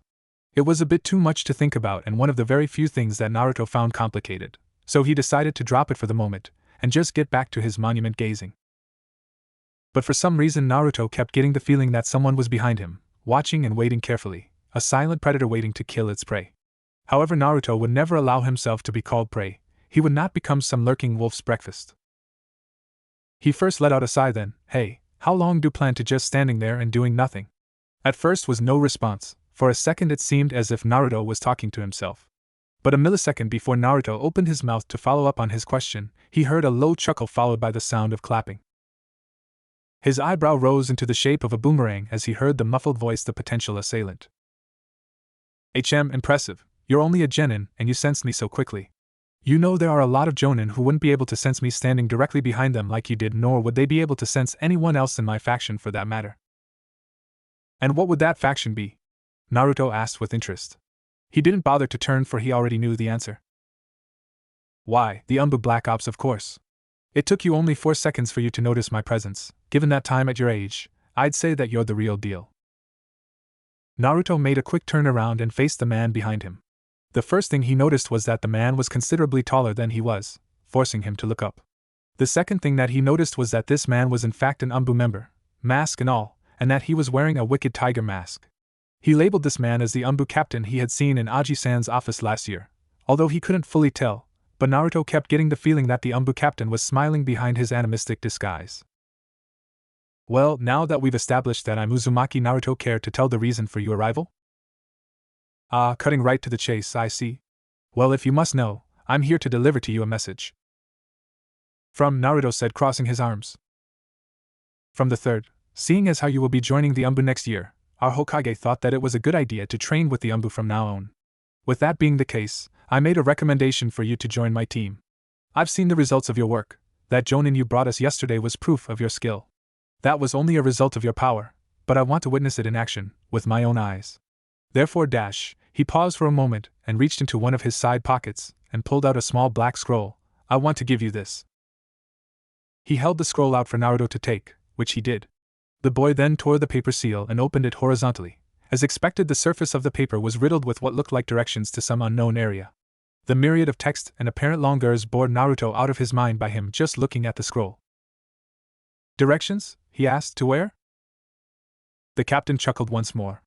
"To the Umbu training ground, of course. By the end of the day I want you to head to that location to meet me and the rest of my team." Naruto's eyes widened a bit. "The rest of your team?" "Well, if you're going to be part of this team, then don't you think that it's a good idea to meet everyone?" "Well, not necessarily. I mean," Naruto was cut off when the tiger-masked Umbu waved his hand in the air. "Please don't answer that," he said with a light laugh. It was surprising to Naruto how much emotion this Umbu member was actually showing. A normal Umbu wouldn't show anything and just remain stoic and emotionless as expected by Umbu protocol. This guy must have been one of the stronger ones. There was something that intrigued Naruto about this man. He couldn't quite put his finger on it, but he knew that the man was strong. He would obviously make for an efficient teammate. It would be unwise for him not to take him up on his training offer. "Okay, I won't answer that," he said as he looked scroll up and down. Training with the Umbu. No offense, but considering that I have trained with the Hokage for 6 years, wouldn't that be a step down in my training? None taken. I understand your concerns perfectly. However, do not worry. We may not be as strong as the Hokage himself, but we are close. I think that we will be enough to keep you on your toes," the captain said, brushing off his shoulder. "Fair enough, then," it said. "After I meet with my jonin, I'll meet with you afterwards." The tiger-faced mask dipped as the taller man gave Naruto a curt bow. "Thank you. I hope you don't disappoint us," he said upon rising. "I won't. Oh, and by the way, what's your name?" "Yuji Saito." Naruto then nodded and turned away with a satisfied sigh escaping his lungs. He glanced back and there was nobody standing where Saito just was. "Damn it, how do they do that?" he said as he rolled the scroll back up and began walking back into his little apartment. He also made it a mental note to ask Saito exactly how Umbu just disappeared like that when he got to their first training session. But for now he figured that getting ready for his normal life as a genin would suffice. Naruto sniffed in a noseful of fresh air as he stepped up to the front gate of the Fumina compound. Although they weren't that powerful a clan as the Hyugas or Uchihas, the Fuminas still had a family compound that was massive, even when compared to that of the other more powerful clans. The brilliantly polished front gate towered over Naruto's short stature, lustrous mahogany gleaming from the sun's light. Naruto paused for a moment, to admire the wood. Its sheen almost made the wood look as if its surface was wet. Geez, the Fuminas must be one insanely smart clan to be able to live in a place like this. Their door just screams rich. Naruto brought his hand up to the dark wood and knocked 3 times, loudly. There was no response at first, which made Naruto contemplate on whether or no he should knock again, but when he heard footsteps approaching he abandoned those thoughts. The double doors cracked open then fully swung open, revealing the lush green expanse that was the Fumina courtyard. While the place really was huge, he never ceased to be amazed every time he saw. Inside were a myriad of individual houses and homes, most of which had 2 or more floors. The inside of the manor was so large that there were even small individual roads run through the entire place. Naruto had seen this so many times before, but damn, it never stopped amazing him. Naruto was pulled out of his trance of adulation when he noticed 2 slender women walk into view from behind the 2 massive doors. Both of them beautiful, red-haired and wearing 2 matching blue kimonos with black stripes. The watery color of their kimonos stick out in contrast to their bright red hair. It was almost comical how their heads stuck out so much. Naruto soon found himself wondering why they chose to wear such colors. They both stopped in front of him, putting on 2 bright smiles. "Ah, Naruto-san, how are you today?" they both said in perfect sync. It didn't surprise Naruto that they spoke simultaneously, considering that these women were twins. However, what did surprise Naruto was the amount of irony that went with the situation. I'm fine, Chigusa, Nagisa, and how are you doing today?" "Fine," they both replied cheerfully. "Sanai-chan and Kono-chan will be with you shortly, why don't you come in and wait for them?" Naruto nodded and walked past the 2 redheads, who closed the doors behind him. In his mind he couldn't help but think that they were just naturally nice people. Whether or not they knew of his status as Kyuubi's jail, he did not know. However, if they did know, then they surely didn't let it show, for they actually showed him kindness and compassion. Not what he was used to. "You can sit over there and we'll go fetch them," they said in unison, pointing to a bench near a miniature garden on a strip of grass. Naruto smiled and nodded. He then made his way over to the bench and took a seat. By the time he had sat down, the 2 twins were gone, in search of Kono and Sanai, leaving him to sit by himself. Naruto leaned his head back against the bench, so that his eyes were angled toward the sky. For several minutes he sat there staring at the vast blue sea of air, his mind wandering to and fro on random subjects until it was brought back onto the subject of Nagisa and Chigusa, and how they somehow spoke in unison seemingly all the time. He had heard of twin telepathy, but until now he hadn't believed that it existed. "How do they do that?" he whispered to himself, just when a gentle breeze rolled in and he began to enjoy his moment of solitude. "How does who do what?" asked an unquestionably female voice. Right after he heard the voice, a pretty brunette woman walked into his view. Because of the way his head was positioned, it looked to Naruto as if this lady's body was upside down. Hello Fumina-san.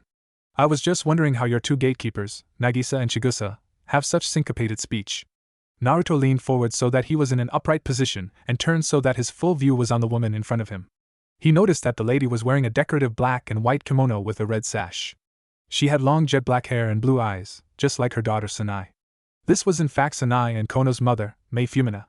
She was a nice woman whom Naruto had grown to become very fond of, and not just because of her ample bosom. "Oh, those 2 always do that. I'm still trying to figure out how they do it. Maybe if I was a redhead like they are, they would tell me, don't you think?" she said with a warm smile, which Naruto returned with one of his own. Well, maybe being a redhead might have solved it, but unfortunately Mei wasn't born a natural redhead, unlike all the other Fuminas were, with the exception of her 2 daughters. The reason for her dark hair was that she was not actually a blood-related Fumina, she just became one when she married into the clan. That being the situation, most people outside of the clan who did not know that Mei wasn't a real Fumina would always deem her as an anomaly inside the clan for not possessing the bright red hair that had come to be recognized as the Fumina trademark. It was a color that was passed down from generation to generation, similar to the Haruno clan, which was known for having unnaturally pink hair even in their men. Are Sanai and Kono ready yet?" Naruto suddenly asked. Mei then crossed her arms, pushing up her large assets, which no doubt drew Naruto's attention to them. Luckily she hadn't noticed. "Yes, when I left the main compound they were already dressed, they should be here shortly. But until they come, can I ask why you are in such a hurry?" "Well, today is the day that we all get to meet our Jonin senseis, and I was a bit excited to meet them," Naruto replied. "Oh yes, how could I have forgotten, you know, A sly look suddenly slid onto her face and she leaned in, accidentally giving Naruto a better view of her chest. Sanai and Kono came home really excited yesterday. They kept talking about who their new sensei would be. And since they already know, they were wondering who would be on their genin teams, and I couldn't help but overhear them both mention that they really wanted you to be with them. Naruto, with his head inched away, fought down the urge to blush. Man, if this was what Kono and Sanai would look like in the future, then he would have no problem being on their teams as genin. He had always thought that Kono and Sanai's mother was a bit too friendly with him. What was she trying to doing, hook him up with one of her daughters? Well, obviously, but Naruto still played along. Really, they said they wanted me on their team. I couldn't imagine why, he said smoothly with outright fake innocence. Mei laughed aloud. Oh, I think you know, Naruto-kun. I think you know exactly why they said it. You can't fool me with that baby face act. Remember, I'm a Fumina. She then tapped her head. I can see right through that. His eyes narrowed. I know why, and you know as well, but just for kicks, why don't you just tell me why you think they said that? Well, we are good friends and all, he replied. Maybe playing along with a Fumina wasn't a very bright idea. She may not have been a blood Fumina, but damn, she was just as smart. Although he was pretty sure that his response was sufficient enough to get her to drop the topic. True, but I didn't hear them speak about any of their other friends. The entire night it was just about you, Naruto-kun this and Naruto-kun that. Naruto's head flicked up when he heard that Kono and Sanai had actually called him Naruto-kun. He always thought that they hated addressing people with such friendly endings, well, Sanai at least. Naruto's open action didn't go on unnoticed by Mei, for she then brought her face closer to his. He stayed silent. Oh, did I say something that interests you, Naruto? Damn it, she is good. Well then I guess that he was about to open his mouth when he heard 4 sets of footsteps. Okay-san, stop harassing him, that's really rude, you know, said Kono's voice from behind him. He turned to see her and Sanai walking up behind. Following right behind them were the 2 gatekeepers, Nagisa and Chigusa.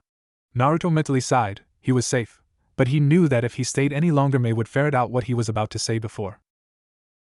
Okay, now that we are all here, he looked at Sanai and Kono, we can all get to the academy now, right? Right. Okay, so we'll be going now, he said as he grabbed both Sanai and Kono by the shoulder and dashed off with them into the distance, and out through the Fumina compound main gate. Mei then giggled and glanced at Nagisa and Chigusa. Ah, young love, funny isn't it? She said, to which the 2 twins responded to with 2 syncopated giggles of their own. Mei then bowed to the 2 twins and bid them a good day. It was funny. Upon leaving the manor, Naruto had kicked up a rather large cloud of dust. Since when was the boy that fast? After a minute of running, Naruto had finally slowed and allowed Sanai and Kono to gain possession over their own arms once more. The looks on both their faces were confused, unwitting, and most of all, exactly the same. They had turned onto the street that was home to the famous Ichiraku ramen shop, the Ichiraku district. Because of the ramen bar's popularity, this long street had adopted the name of its most well-known attraction. It was a good thing too. This district was one that was just a straight path to their academy, merely a long line of shops going in 1 or 2 general directions. This was the street that the trio had always taken to the academy, just as they were now. But there was something weird about today's walk to the academy, something odd about Naruto. Sanai and Kono didn't let this go on unaddressed. Hey Naruto, you okay? Sanai asked the blonde. Naruto slipped his hands into his pockets and straightened out his back, his quote, cool guy walk. Of course, I'm doing just fine, I'm just a little tetchy. I'm itching to find out who my new jonin is. Sanai just nodded and looked back in front of her. For some reason she helped but think that there was something different about Naruto this day. His entire aura seemed different, like he had suddenly gotten a hell of a lot stronger in a way. She cast a glance toward her sister, who didn't miss a beat, and nodded. Either Naruto had changed or their mother had said something really unusual to him, and knowing their mom, it was most likely the latter. They would both find out. Hey Naruto, what exactly were you and our mother talking about? Kono asked suspiciously. Naruto just chuckled, still keeping his cool stride that made him look as if he was gliding. Oh, nothing important, I just asked her how your 2 twin gatekeepers speak like that, he responded. Oh, you mean Nagisa and Chigusa? Yeah, we've been trying to figure that out for the better part of our lives as well, Sanai said with a small giggle. It seemed as if he had thrown them off of the topic of their mother for the time being. However, he mentally sighed when Kono again asked another question. Are you sure that's what you 2 were talking about? Because to me it looked she was talking about something a bit more personal, Kono said, narrowing her eyes. She knew that he was hiding something and she was determined to find out what it was. Well, it doesn't matter if I tell them, Naruto thought to himself. He should have guessed that one of them would try and impugn what it was he was saying. so to save time and to save himself from suffering the torment of any future diatribes, he decided that he would tell her. But if she got mad, it wasn't his fault. Well, if you insist, then I guess that I'll tell you. Then a certain aroma wafted into the air, tickling Naruto's nose. He sniffed a couple of times into the air. Ramen. He then heard the low growl of someone's stomach and his head flicked toward Kono, who had a slight blush on her face. Head Gomen, I was so pumped about today that I forgot to eat breakfast, she said with one hand on the back of her head and the other rubbing her stomach in a circular motion. Sanai let out a slight giggle at how careless her sister could sometimes be. Her nose then picked up the sweet aroma in the air as well, and she let out a soft sigh at the smell of sweet ramen. Sometimes the Ichiraka district could take someone's stomach for the wildest of rides. The pleasant fragrances were something that she could always expect to meet whenever she walked through here. However, Sanai wasn't expecting what happened next. In a wild turn of events, her stomach let out a low raspy growl of hunger, as well a really loud one too. It was as if there was some huge hulking beast residing within her abdomen waiting to satisfy its anger. Her face flushed and she let out a loud giggle, attracting a bit of unwanted attention from the villagers. Haha, well, I guess that I'm a little hungry. I almost forgot that I didn't have breakfast either, she said defensively. Well, it's obvious that you two both didn't have any breakfast, and by the sounds of it, you're both extremely hungry. I think the best thing for both of you would be some breakfast at Ichiraka's. I mean, while in Ramen District, you might as well have something to fill you up, Naruto suggested while they walked, which both girls agreed to with a unified nod. The two Fuminas then stopped and allowed their noses to point them in the general direction of the Ichiraka ramen bar. As they turned and began to walk the other way, they stopped and turned back to Naruto. You're not coming? Kono said. Naruto just shook his head and kept on walking. He threw his hand up and yelled back at them. No way, I've got other things to do besides watch you two eat. I'll see you at the academy. He then continued down the street, leaving the two sisters to stand in each other's company. On the walk to Ichiraka's, the two sisters mostly stayed silent. They were thinking the same thing, however, neither would come out and say anything. They let their thoughts swim around in their heads all the way to the ramen bar, where they sat down next to each other. You know he's hiding something, right? Kono said to her sister, who nodded. Due to their proximity of the food, the smell of ramen had grown stronger, causing Kono to lean on the counter, allowing her nose to be pleased by the captivating noodles. Yeah, I know, and it's probably something that our mother said to him. I just hope that what she said didn't have anything to do with us. Sanai replied. She then flicked some of her hair back behind her shoulder. Don't worry, we'll find out before today is over. All we have to do is find a way to annoy him long enough to get him to tell us. Hello, if it isn't the Fumina sisters, and what will we be having? Said a gruff voice that caused both sisters to look in front of them. Standing there was the old man that owned the place, Ichiraka Tsuchi. He and Naruto were on very good terms due to the blonde's loves of ramen, and because of their affiliation with Naruto, Sanai and Kono were liked by the old man as well. Seeing as how it was a bit too early for ramen, Kono decided that something simple would do. I'll have steamed rice and miso soup with grilled fish and some seasoned nori. The elderly shop owner nodded with a smile and yelled back to order to his daughter Ayam, who replied with a yell of equal volume. Tsuchi then turned to Sanai. What about you, Sanai-san? What will you order be? He said. Sanai then contemplated on whether or not she should go for something overly extravagant, but then remembered that this place was a ramen bar. Their specialty, most likely, wasn't breakfast. That being the case, she decided to match the simplicity of her sister's order and order something plebeian. I'd like some tamagoyaki with a side of miso soup as well, and some pickled daikon to go with it. Your orders will be ready soon, Tsuchi said while going into the back to help his daughter prepare the food for the two sisters. Kono then watched the man until he was out of sight, and once he was, she turned to her sister again. Today, we'll find out what he's hiding, she said, to which Sanai agreed. Yeah, Sanai was cut off in mid-sentence by another low growl coming from her stomach. She gave a slight blush. Yeah, we'll get him, after breakfast, Sanai said in a slightly embarrassed tone. Agreed, Kono said. Back with Naruto. Naruto had guessed that this was a good place to stop before he went to class. After all, if he was going to show off his power today, then this place would be essential. After he had separated from Sanai and Kono, instead of going straight to class, he drifted off to another part of the village. He found himself in an empty street that was lined with dozens of stores and weapon shops. This was one of the more unknown streets in the village, the one that nobody lived on. Naruto continued to walk down the desolate road until a certain shop caught his eye and he stopped. Primarily, the reason why no people lived here was mainly because this part of the village was in proximity to the Forest of Death. It was literally on the edge of Konoha. The villagers were too scared to live here. The rumors surrounding the forest certainly spread fast around the village, and because of that, this place was like a barren wasteland. But just because it wasn't occupied didn't mean that the stores got no business. In fact, out of all the shops in Konoha, these shops got the most business. There was only one reason for this district's financial success, and that reason was because this avenue was the district where the most of the highest-ranked ninja in the village shopped. This avenue was in fact the Anbu district. This was the place where mostly only Anbu and a few select jonin lived and shopped for weapons and supplies. Because it was on the outer edges, it was ideal for the Anbu members who were constantly patrolling the perimeter of the village. Surely this wasn't the type of place genin would be caught dead in. Good thing Naruto was no regular genin. After his brief pause in front of the store, he read the name on the dusky wall above the entrance to the shop. His lips then silently mouthed out the words. Gekani Clothing Shop? His eyebrow curled. What a mysterious name, he said aloud. However, despite its name, he still just shrugged it off and walked inside. Hey, excuse me, but he stopped when he stepped inside. You could have said that he was overtaken by all the extravagant merchandise in the shop, however that wasn't the case. He was stopped by one thing and one thing only, the numerous glares that were aimed at him the instant he walked inside. Inside were numerous ninja, all of which were made up of Anbu and high-ranking jonin, most of which were either staring at him or off observing some sturdy piece of clothing. Despite the people in the way, Naruto had noticed that the shop was rather spacious, although one could not tell when looking from the outside. Naruto looked around left and right until he finally spotted and walked up to the cashier's counter. The cashier himself was a large, burly, bald man wearing a stained brown tank top. He couldn't see his pants for they were hidden behind the long wooden counter. What he could see though was the man's upper lip curling with was most likely disgust. His small beady brown eyes were aimed directly at Naruto's own blue eyes. By the way he folded his heavily muscled arms and stuck out his rather large belly, Naruto took it as an attempt to intimidate him. Hey kid, just what the hell are you doing here? He asked in a demanding tone. Although Naruto thought that his ostentatiously loud voice was a bit annoying, he decided to answer him back. Is it not obvious, Baka? I'm here to buy me something new to wear.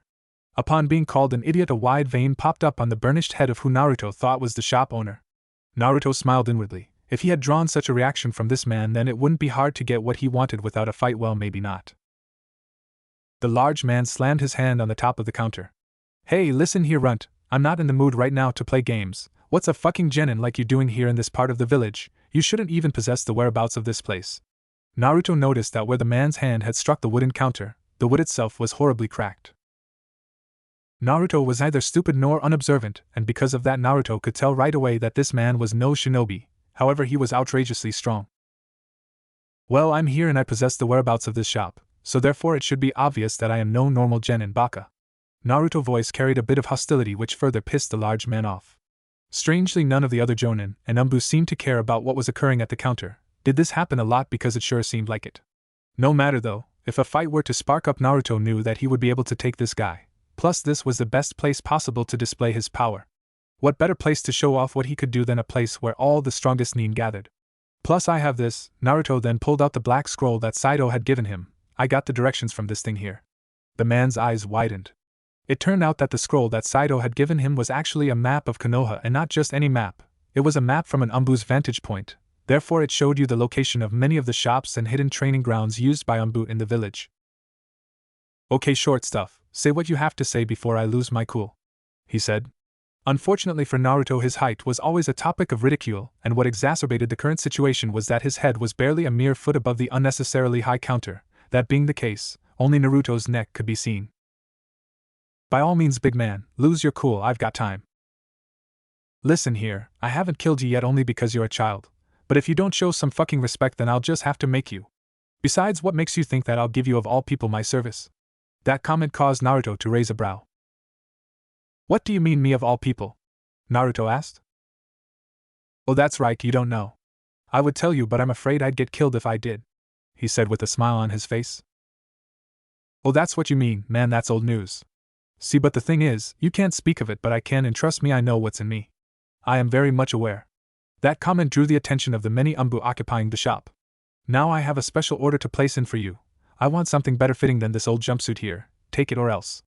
Naruto spat his last words out with a bit of venom, and judging by the man's personality, this should have been enough to lure him into a fight. You fucking little runt, I'll kill you, he yelled out. Just come and try, Naruto said with a smirk. The man hopped onto the counter, producing a loud thud. Now that his lower body was within full view, his brown pants could be seen in all their dusty glory as he prepared to launch himself at Naruto. Ah, finally a chance to show his power in front of some ninja who actually mattered in the village. As Naruto readied himself and tightened his fist, he heard a voice. Yoru, stop this at once. The voice cut through the air like a kunai, completely drawing the attention of everyone in the store. The air was heavy and everything was silent. Damn it, now who the hell would try to stop me from kicking this guy's ass? Naruto thought to himself, already annoyed.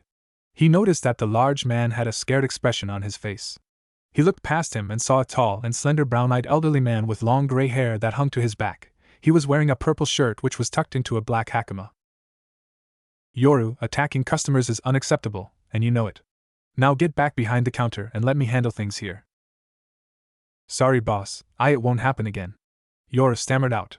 He then slipped down behind the counter and glared at Naruto, who reciprocated his glare with a glare of his own. However, his focus was broken when he heard that old man's voice one more. I must apologize on Yoru's behalf, he gets like that from time to time, he said while giving him a courteous bow.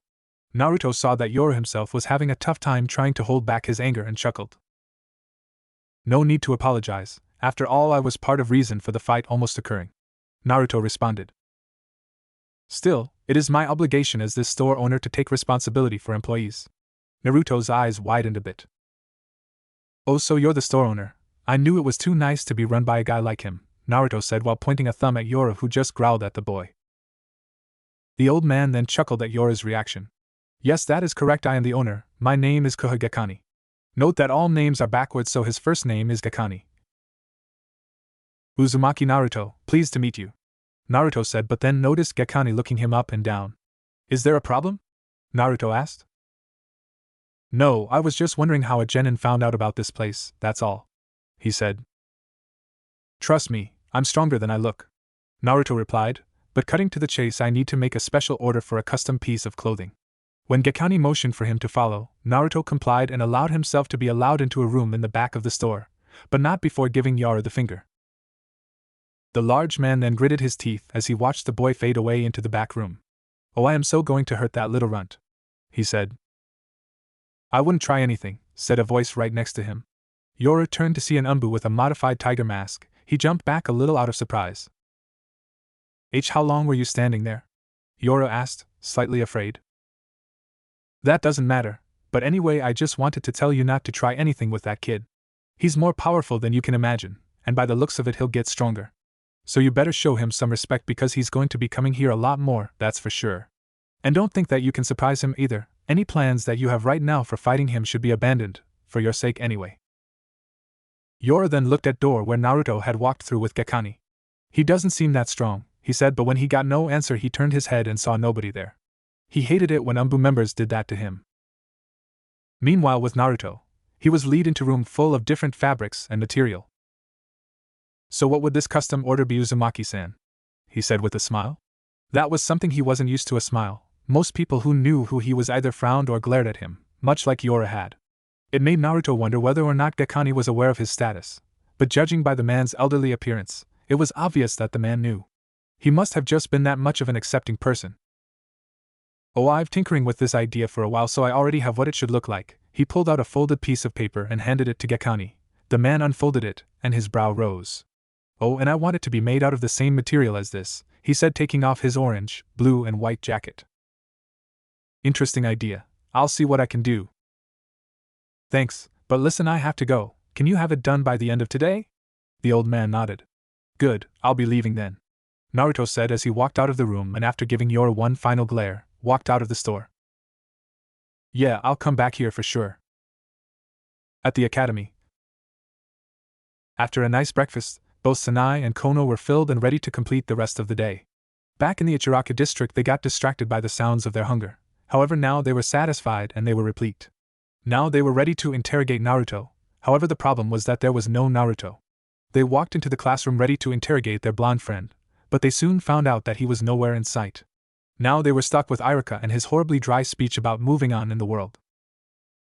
For almost 15 minutes they had been listening to Iruka go on and on about how he would miss us and how they would be moving on into the ninja world. They never really realized it, but Iruka knew how to bore crap out of a person. Kono leaned forward and whispered in her sister's ear. Hey, where do you think Naruto is? She asked her. I don't know, but he better come soon. It sounds like Irika is about to finish. I hope he doesn't miss the team announcements," Sanai said. So in conclusion, what I'm trying to say is that I'm very proud of all of you, and that I am very proud to announce which genin teams will be assigned to which jonin. Irika's voice cut through their conversation, causing both sisters to lock their eyes on the man. Alright, without further ado, Irika began, but his voice was cut off this time by a loud bang coming from the entrance to the classroom. Everyone turned their heads to see Naruto standing at the door. However, there was something missing, specifically a particular piece of clothing. Naruto stood at the door wearing a black t-shirt with an orange swirl on the back instead of his normal orange and blue jacket. "Oh, glad that you could join us, Mr. Uzumaki. You're about 15 minutes late, but you're lucky. I was just about to announce the teams. Hurry up and take your seat." Naruto just sighed and slammed the door shut, and walked toward his seat near Sanai and Kono. Along the way he heard a multitude of whispers, mainly coming from the female portion of the class. He wasn't complaining though, it felt good to get complimented every once in a while. Most people didn't notice it underneath that heavy jacket of his, but he actually had an extremely muscled body. Underneath that padded fabric he was a brick house. And given how small his shirt was, his well-toned body could practically be seen from a mile away. The thin material did nothing but accentuate his body structure, and apparently that was a good thing, judging by the positive reaction of the girls in the class.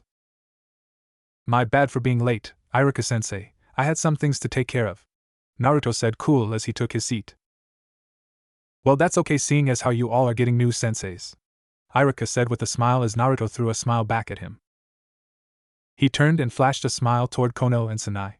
He noticed that their faces were an unusual hot red. Funny he didn't remember their faces this sanguine in the morning. His mind quickly came onto the conclusion that they were blushing and that it was due to his outrageously tight shirt. Then remembered what their mother had mentioned to him earlier in the morning, which caused him to smile to himself. It was time to have a little fun. "Hey, are you guys okay? Your faces look a little red," he whispered as he placed his palms on both their foreheads. At the touch of his hands they both squeaked and flinched. "I hope you guys aren't getting sick or something. It would suck if you girls both caught a fever, wouldn't it?" Both girls just slowly nodded with their mouths open while staring directly at Naruto. "Well, I hope it's nothing serious," he said as he turned fully around and faced Irika. That should keep them occupied for a while, Naruto thought to himself. Meanwhile, Sanai and Kono had no clue what just happened to them. Of course they knew what Naruto had done, but they didn't know why they reacted like that. Both girls were in a daze and everything else outside of their minds had been tuned out except for Naruto. Kono looked at Sanai and noticed that her sister's face was about as red as a tomato. Her own expression matched Sanai's as well, which was confusing. She had been closer to Naruto before today, but for some reason when he touched her head she felt something different about him, something powerful and seductive. She knew that there was something different about Naruto, she could tell by the way he walked and talked, but she never figured that she would like it this much. Her own reaction to the blonde's noticeable change in aura had surprised her, and she didn't doubt that her sister was feeling the same way. Since when did Naruto become so different, she thought to herself. There was no change in outward appearance, but for those who knew Naruto, it was apparent that he had made a definite inner transition. Kono made a quick glance at the back at Naruto's head but shut it away, for she could just sense the power radiating off of him. Sanai, just like her sister, was in a state of inner confusion as well. It's strange, but when Naruto touched her, she felt her skin tingle. It was like some weird sensation running through her body, all hot and prickly, and it spread like wildfire. Unlike Kono, Sanai had first noticed Naruto's physical appearance, not his change in aura. She had never really noticed it, but underneath that bulky orange jumpsuit, Naruto was as solid as a rock. Wow, since when was Naruto so ripped? Blood rushed to her cheeks and she found herself staring at him, but quickly turned away in fear of somebody catching her. Now wasn't the time to be staring though. As to why she was even staring, Sanai didn't want to admit anything to herself. She needed to be focused and alert. Just then Irika's voice drew her attention back toward the front of the classroom. Every now and then she glanced at Naruto and saw that he wasn't paying attention, instead he was looking out the window. Normally she would have scolded him and told him to pay attention, but due to very appealing circumstance next to her, Sanai wasn't so sure how her words would come out if she were to try and speak to him. It was better for her to stay silent. As you all know, you will all be assigned to new teams, and along with that, new Jonin senseis. The teams will be composed of 3 members. I will now announce the names of each of those teams. As Irika began announcing the teams, Naruto did well not paying attention. Normally he would have in a situation like this, but as of now he really didn't care who was on his team as long as it was not a fangirl. He wouldn't even mind having Kono and Sanai on his team either, and apparently they really didn't mind having him for a teammate. No matter who was on his team, he would still get to use his power, so as of now he wasn't all that interested. Iruka went through many names, announcing the pairings and then going on to announce which jonin they were assigned to. Some people were happy and others sad, some were gloomy and others mad, but to Naruto it did not matter. As long as he gets stuck with someone who wasn't completely incompetent, then he was alright. It had been 3 minutes and Iruka had gone through about 6 teams and was just about to announce the next team. Alright, Team 7 Harino Sakura Uchiha Sasuke. The pink-haired girl let out a squeal of glee and flashed a victory sign to all of Sasuke's other suitors, letting them know that she had won. As I was saying, Harino Sakura, Uchiha Sasuke and Inuzuka Kiba. Sakura then let out a low grumble upon hearing dog user's name. Your jonin instructor will be Hatake Kakashi. Teammate Hyuga Hinata, Aburame Shino and Uzumaki Naruto. Hinata's head instantly sprung up hearing the name of her blonde crush being mentioned along with hers. Naruto himself just glanced at her, making her look away. He then looked at Shino, to which the boy then looked back at him. The bug user's eyebrows shot up and hovered above his ever-present black sunglasses. Naruto looked away and shuddered. Man, that kid was weird, but whoever said that weird wasn't good. Naruto himself was weird, although he always labeled himself as unique. Guess one could say that Shino was odd in some ways but acceptable. Overall it was a decent team, they were a bit interesting and he wanted to see how well a Hyuga could collaborate with an Aburame. 2 diverging styles of combat meant that in order to make an efficient team they would have to work together like the gears in a clock, and that meant perfect synchronization. Your jonin instructor will be Yuhi Kurinai. Seeing as how there still is a Team 9, I'm going to skip on to the next team. Team 10, Yamanaka Ino, Nara Shikamaru, and Akimichi Choji. Your jonin will be Sarutobi Asuma. Then Iruka took one final look at the paper in his hand and scratched his head. Oh? It seems like we had an odd number of students graduate this year. There are still 2 left over. The Fumina sisters. While lucky, looks like you 2 will be paired together on Team 11 and your jonin will be Mitarashi Enko.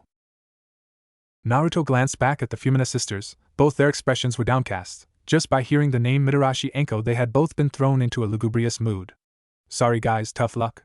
He whispered to them and turned back. Most likely that didn't even help, it probably exacerbated the situation. But then again, when did teasing ever help a situation? This rarely happens after graduation, Iruka continued. But don't worry, we will find a 3rd teammate for your team. Anyway, now that you all know your teams, and jonin instructors, all you have to do is wait. They will be here soon, so sit tight and be patient by now, Iruka said as he made a hand sign and disappeared in a puff of smoke. That was weird. Iruka seemed like he was in a rush to go somewhere. And judging by the tone of his voice, the situation was urgent. Naruto made a mental note of that. Also, he noticed that Mizuki was gone as well. The man hadn't even bothered to show up for class. Well, as of now it didn't matter that much to Naruto, he just wanted to meet his jonin. If he remembered correctly, he was assigned to Yuhi Kurinai, the genjutsu specialist, well, more like master. Once before, while going through private shinobi files in Aji-san's office, he had come across her file. From what he read, his instructor was extremely skilled in genjutsu, and apparently possessed a knowledge of over 1,000 genjutsu. She was the Hatake Kakashi of optical illusions. In the future she would prove to be an entertaining sensei, although not as entertaining as the Hokage himself. After 30 minutes of silence between him, Kono and Sanai, mostly everyone else had been picked up by their jonin instructors. Now the only people in the room were Sanai, Kono, and the members of Team 8 and 7. The atmosphere was thick and silence permeated the air. Every time Naruto glanced at Kono or Sanai, he noticed their downcast expressions. Either they were sad about not being teammates with him, or their darkened expressions were caused by the knowledge of who their jonin sensei was. Naruto knew who Mitarashi Enko was, and by the rumors surrounding her, he couldn't blame the 2 brunettes for adopting such perturbed looks.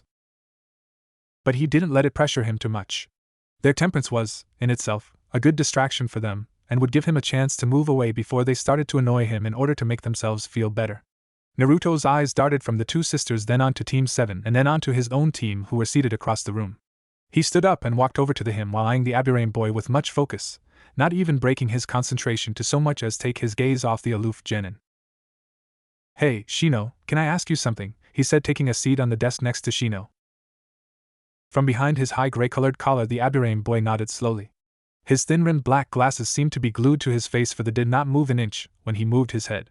What is it? I presume that you have come to me in order to discuss the topic of our jonin sensei. Shino's eyebrows shot up above his dark specs, correct? The boy was awfully perceptive, but Naruto had expected as much from a person from the Aburame clan.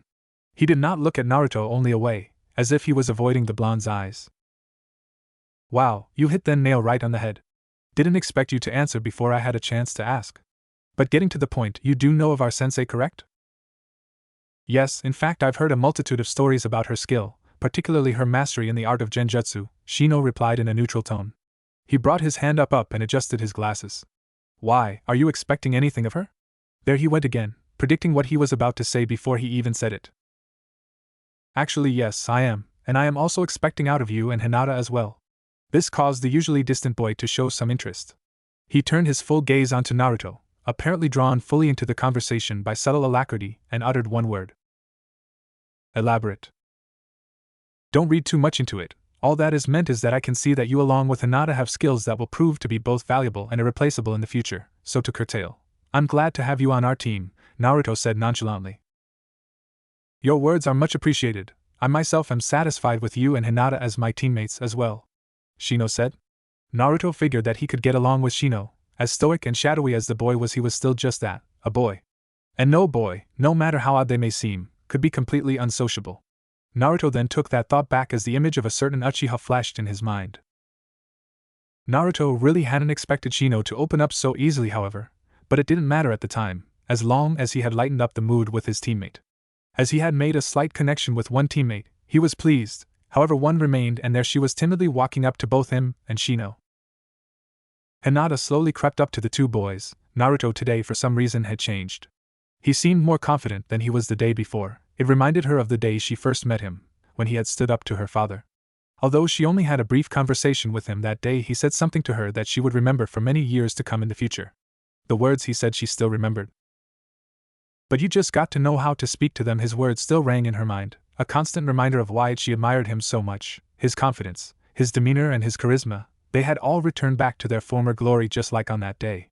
His character wasn't just what she admired as well, shallow as it may be. His physical features had become her daily eye candy.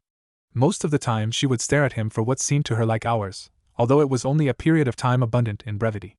But her infatuation with Naruto was nothing whimsical. At times Hinata herself contemplated on whether or not her attraction to Naruto was just mere infatuation. To her it felt like more than some schoolgirl crush. It wasn't like the attraction that some of the females in her class had with Uchiha Sasuke. It was more than that. She just knew, and hopefully she hoped that one day Naruto too would one day feel the same way towards her. But until then, idle fraternization she would have to settle for. Ayano, I was wondering, she began in her usual low tone. Her voice, however, was cut off by the dry grind of the door opening to reveal a black-haired woman standing in its rectangular frame. She wore a white and red dress that stopped at the high point of her thighs, was very beautiful. The most outstanding feature about her was her piercing red eyes, that almost seemed to bore into a person. She opened her mouth and said, "Teammate, meet me in training ground 19 in 10 minutes, before disappearing in a cloud of smoke. Well, I guess that was Kurenai, she seems interesting, Naruto said before getting up to leave. He gave Sanai and Kono one final wave, however they did not respond for they were lost in deep emotional adversity. He went against any decisions to solace them and just went on his way. Shino stood as well and walked out as well, with Hinata slowly following behind. Indeed, she is an interesting one, the bug user said as he followed Naruto to the roof. On the training field. Kurenai didn't waste any time getting to the training field. Although she didn't show it in the class before, she was actually excited about getting herself a team. Given that she had never been assigned a team before, she felt as though she could handle this team correctly. It seemed to her that she had actually gotten lucky. But for now she would test them. She had purposely given them a period of 10 minutes to get to training ground 19. She knew that it would take more than just 10 minutes for a genin to get there, most likely closer to 20 minutes. She just wanted to assess their speed before she got started. Underneath a large tree she sat, enjoying the brief moment of peace before her team came here. The leaves loomed over her entire being, casting a cool shadow that saved her from the heat of the sun. The feeling it brought flowed throughout her body, giving her otherwise dry skin a break, and it allowed her to think clearly. Who did she have? Let's see, there was that Aburame. His clan's techniques utilized bugs to their every advantage. Although a very distant clan in Konoha, their prowess was well noted throughout the village. Some ways recognized their power better than others. She had only gotten to see an Aburame in battle a handful of times, but what she saw when they did was always surprising and in some ways disturbing. He would prove to be a beneficial asset to her team. Then there was Hyuga Hinata, the daughter of the current Hyuga clan head, Hyuga Hayashi, and next in line to take the position of leadership. Kurenai herself had interacted with her many times in the past. She was a timid little thing. She had much potential, and although she used her family's gentle fist style of fighting diffidently, she showed much promise. If only her self-esteem issue would stop getting in her way, she might actually be able to improve herself, but it wasn't her fault. Kurenai blamed her father for the way Hinata turned out. His coldness and harsh actions toward his daughter turned her into the shy girl she was now. She thought of herself as a failure, and what was worse was that her father agreed with her. The thought of it sickened her, and she knew that Hinata's confidence was something that she had to work on with the girl. Lastly, there was the Uzumaki, Kyuubi's jailer. She didn't know what to think of this boy actually. She was never one of those ignorant villagers who thought of Naruto as the Kyuubi himself. Never would she stoop to such a low mindset. But she couldn't help but feel that he was hiding something. Whether or not he even knew of the Kyuubi's existence was still unknown. He seemed strong, however. Would he be able to work with the other two on his team? Many rumors surrounded the boy, some saying that he was hiding his true power and that he was a ruthless fighter. That one's a mystery, she said to herself. Which one's a mystery? Said a voice.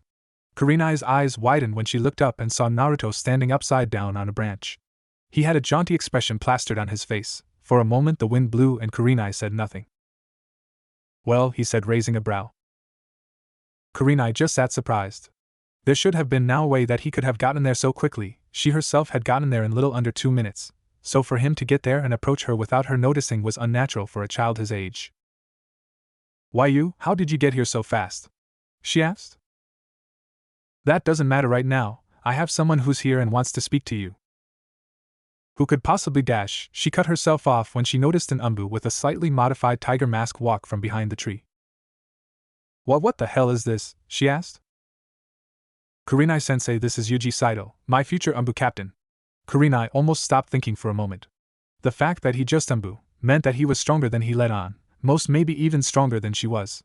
The concept of being weaker than a genin was a bit surprising. In fact, it was mind-boggling. There should have been no way that this boy could possibly attain Umbu rank. Still, Kurenai sat and said nothing, dumbfounded by what might actually be reality. I had expected a reaction like that. There should still be more than 15 minutes before everyone else gets here, so you should use the time wisely and listen to Saito here has to say. Kurenai just nodded with her lower lip hanging off like she was an idiot. Saito then took over from there, promptly informing Kurenai of Naruto's situation and how he was to become an Umbu by next year. He told her of how Naruto would be training with them a lot in order to gain some experience before he was fully placed in his squad. The entire time Kurenai was silent, looking away from Saito only to glance at Naruto, who had taken to cleaning out his ears. After he finished speaking, Kurenai only nodded. Well, I'm glad that you understand your student's position. I guess that I'm done here. He then glanced up at Naruto, and I'll be expecting you afterward. Yeah, Naruto said, not even bothering to look at his captain, completely focused on excavating the cave that he called his ear. With that, Saito bowed and walked behind the tree. When Kurenai looked to see if he was still there, her eyes widened, for he was gone. How do they do that? Naruto said, finishing her question for her. Yeah, I'm still trying to figure that one out for myself. Kurenai eyed the boy carefully. It was true, she had gotten lucky. Who would have thought on her first genin team she would have a genin stronger than herself? But that only led to her feeling a bit off edge and insecure about her own ability. Naruto, she said. Yeah, what is it, Kurenai-sensei? He replied. It was a surprise that he still addressed her as his sensei, since he clearly outranked her when it came to skill. However, she swallowed whatever injured pride that may have attempted to show its head and asked him a question. What is it that you did to get so strong? Oh, it wasn't really just me. I got some help from our Hokage. That shocked Kurenai. And what do you mean by that? I mean, I was trained by him. Now Kurenai was intrigued. If he was brought under the eye of the Hokage, then who knows what type of techniques he had hidden in those rather tight sleeves of his. She would have to make sure to tell him to get some different clothing. If not, then he had better be prepared to run from a couple dozen girls every day. Since I was 7 years old, he trained me, taught me everything I know. And yet I still don't know how the Umbu do that vanishing thing. Interesting. Well, you can tell me more later, because I think that your teammates have finally arrived, and a bit earlier than I expected. Shino was tired, to say the least. He had actually pushed himself to make that 10-minute mark, whatever his sensei was trying to achieve by making him and Hinata rush to such a far-away training ground. He had no clue. Behind him, a badly winded Hinata followed, dragging her feet against the dusky ground. Shino, isn't that Naruto sitting next to Kurenai-sensei? Shino, who had been looking at the ground the entire time, paused and looked up. Indeed, was Naruto sitting next to their sensei, staring into the sky as if he had been there for a long time and was bored. The boy's finely tuned intellect caused his mind to race to the one question that sprung up. How did he get here so quickly? He said between breaths. I don't know, he must be really fast, Hinata muttered. As the both of them approached the large tree, Kurenai motioned for them to come over. Well, you two look tired. Did you have a hard time getting here? Kurenai asked. A small but noticeable vein popped up on Shino's head. Hardly, I would just rather take my time. Kurenai then giggled. Oh, then why are you breathing so hard? I'd rather not speak about it, Shino said as he hid away beneath his large collar. Naruto let out a loud chuckle and Hinata herself suppressed a chuckle, although it was rather hard to laugh when you were as tired as she was. As Kurenai looked her team up and down, she smiled warmly. It seems as if she had gotten really lucky this first time. A Hyuga, an Aburame, and the ever-present mystery that was her most interesting pupil, Uzumaki Naruto. Yep, she had gotten really lucky. As of now, Yuhi Kurenai was very pleased. The awaiting looks on the faces of her students' faces brought a smile to the red-eyed beauty's lips. Overlooking her three students, she folded her arms, half her face covered by the shade of the tree behind her. Hinata, who was standing directly parallel to Kurenai, had raised an eyebrow. Up until now she hadn't noticed it, but when shrouded by the deep shade it was apparent that Kurenai's piercing eyes were so intimidating because they actually glowed. Behind the shadows 2 small scarlet-red pupils glowed, completely locked onto her and taking on the likeness of fire. It was beginning to bother Hinata. Looking at Kurenai's eyes reminded her of how her father looked at her. But even though their stares bore such an uncanny resemblance, she knew that Kurenai's was a stare of compassion. Still, it did not hurt to point it out. Ayano, Kurenai-sensei, Hinata said, slightly raising her hand. Yes. Your eyes, they're glowing, she said hesitantly. Yeah, I was kind of wondering about that as well, why they are like that. Naruto added in, jamming his hands into his pockets. I would also like to know the reason behind your eyes, if it is not too much trouble, Shino stated. Oh, these, Kurenai said with a slight giggle. She closed her eyes for a slight second and then when she reopened them the ghastly glow of her irises had disappeared. These are not real. It's actually just a small genjutsu I placed over them. I developed it when I was younger. Whenever too many males would fawn over me I used it to scare them away. I guess I had just gotten so accustomed to using it that it has become more like a reflex to just activate whenever I'm in public. Perhaps I should teach it to you, she said, aiming her finger at Hinata. You could use it a lot. Hinata simply blushed and shook her head, looking down as she caught on to what her new sensei was insinuating, that she was pretty. Oh no, I don't think I would need it, Hinata said shyly. She cast a quick glance at Naruto, who did not seem to notice her embarrassment, seemingly oblivious. For Kurenai to say such embarrassing things while around Naruto was a bit too much for Hinata to suppress at the moment. A breeze rustled the leaves of the trees and a low howl of wind filled the air. All right, no more idle conversation, Kurenai stated abruptly. Her voice brought Hinata's face back up. Time for everyone to introduce themselves. Shino interrupted by raising his hand halfway past his waist. Excuse me, sensei, would introductions not prove to be useless? If I am correct, we all know each other. Very good, Shino-kun, she responded while giving the Aburame boy a pat on his head, much to his annoyance. While you do know each other, I do not know each of you. When I say introduce, I don't just mean your names. I want you to show me just exactly who you are when it comes to skill level. So exactly what do you have in mind? Shino said, a dark eyebrow appearing over the rim of glasses. Well, first we'll start off with a light spar, Kurenai responded. That is not a bad proposal, sensei. I agree to it, as I am curious to test out the skill of my two teammates. Kurenai smirked. Well, the boy certainly wasn't discreet about things, surprising for one who was usually so distant. Shino turned to Naruto, aiming his black glasses at the blonde. If Kurenai's ears were correct, she could have sworn that she heard a low buzz emanate from underneath the folds of Shino's jacket. First off, there was what Naruto had said to him that had gotten him so riled up to spar. Naruto had said that he was expecting of him and Hinata, while at the moment Shino was eager to show him just what was to be expected. Secondly, if Naruto was able to get to the training field before he and Hinata were not even break a sweat, then what were his skills in battle like? He had already established that Naruto was faster than both he and Hinata were. The only question, was he stronger than they were? To the untrained eye, things like a mere sentence and simply beating a person to a predetermined destination were things that stuck out like a sore thumb. But Shino wasn't boisterous, his eyes weren't that sharp. However, these things did not escape the observant mind, and Shino's mind was the basic meaning of the word observant. Shino's concentration on his new teammate was broken when he felt Kurenai's hand hit his shoulder. Why don't you spar with Hinata first, and I'll spar with Naruto? Oh, that was great. Was Kurenai a mind reader or something? Leave it to the trained eye of a jonin to actually see past his Aburame mask and deduce that he wanted to fight Naruto. I agreed, sensei, Shino said, turning his gaze to Hinata. Naruto then smiled, knowing exactly what his sensei was trying to do. She was in fact attempting to gauge his skill level. In a very straightforward and subtle way, Kurenai was telling Naruto that she wanted to fight him. That's fine with me, Naruto said, waving his hand. I need a workout. Those are very confident words, Naruto, Shino muttered. It would be in your best interest to remember that Kurenai-sensei is in fact jonin. Yeah, I'm fully aware, Naruto replied, not bothering to glance at Shino. It's time to show them what I can do.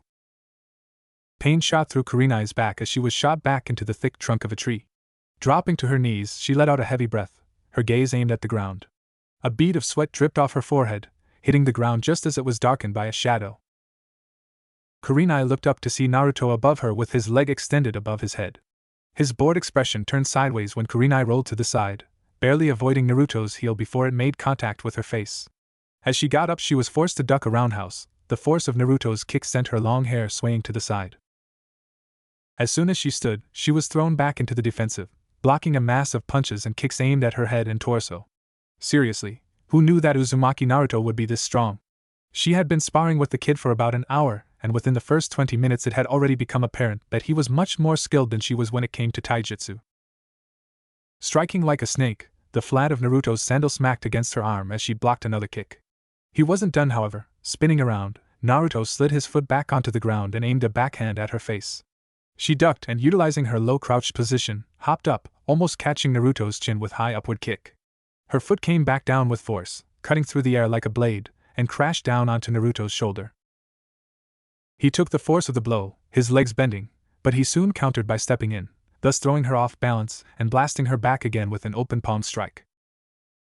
Damn it, he's one strong genin, Kurenai thought as she flipped and landed on her feet. That last attack had hurt. If she had to be honest with herself, she would have said that he might have cracked something. However, she had no time to think about her minor injuries. Naruto was coming in again. Naruto flew, hopping a bit, and aiming a well-placed knee at the center of her chest. Kurenai caught it and twisted so that he would lose his balance. Her plan worked for the most part. Bringing his other leg forward, Naruto brought Kurenai's head to the ground with a quick kick, and she tasted dirt. That was it, she had enough of that. Kurenai had been knocked down for the last time. She pushed herself up and rolled away from Naruto, who was on the ground as well. This was her chance. She quickly stood up and kicked the boy in his ribs. He barely blocked in time, but that still did not matter. With her upward kick, Naruto's body rose in the air, carried by Kurenai's leg. He let out a small grunt and was tossed backward as Kurenai stepped and struck with an open palm. Just as Hinata's attention was drawn to the battle between Naruto and Kurenai, the blonde had hit the ground. Naruto! For the most part, Hinata had not seen the spar between her crush and sensei. Her attention was centered fully on Shino, whose taijutsu to her surprise was better than what she had expected. He blocked most of her strikes, only slipping a few times when she managed to land a hit on him. It was after 5 minutes into their spar that she noticed that Shino was distracted. He kept looking off to the side, turning his head as she aimed a juken strike, and every time his eyes were looking toward Naruto and Kurenai-sensei's spar. It was odd for an Aburame to seem distracted. They never got distracted. Shino moved in. Hinata dodged a strike, his arm flying past her ear. Hinata. Huh, was Shino whispering to her? More importantly, was Shino whispering something to her in the middle of their spar? The sunlight hit his glasses, causing them to coruscate, shining bright light into her eyes, forcing her to close them. Hinata, look at Naruto.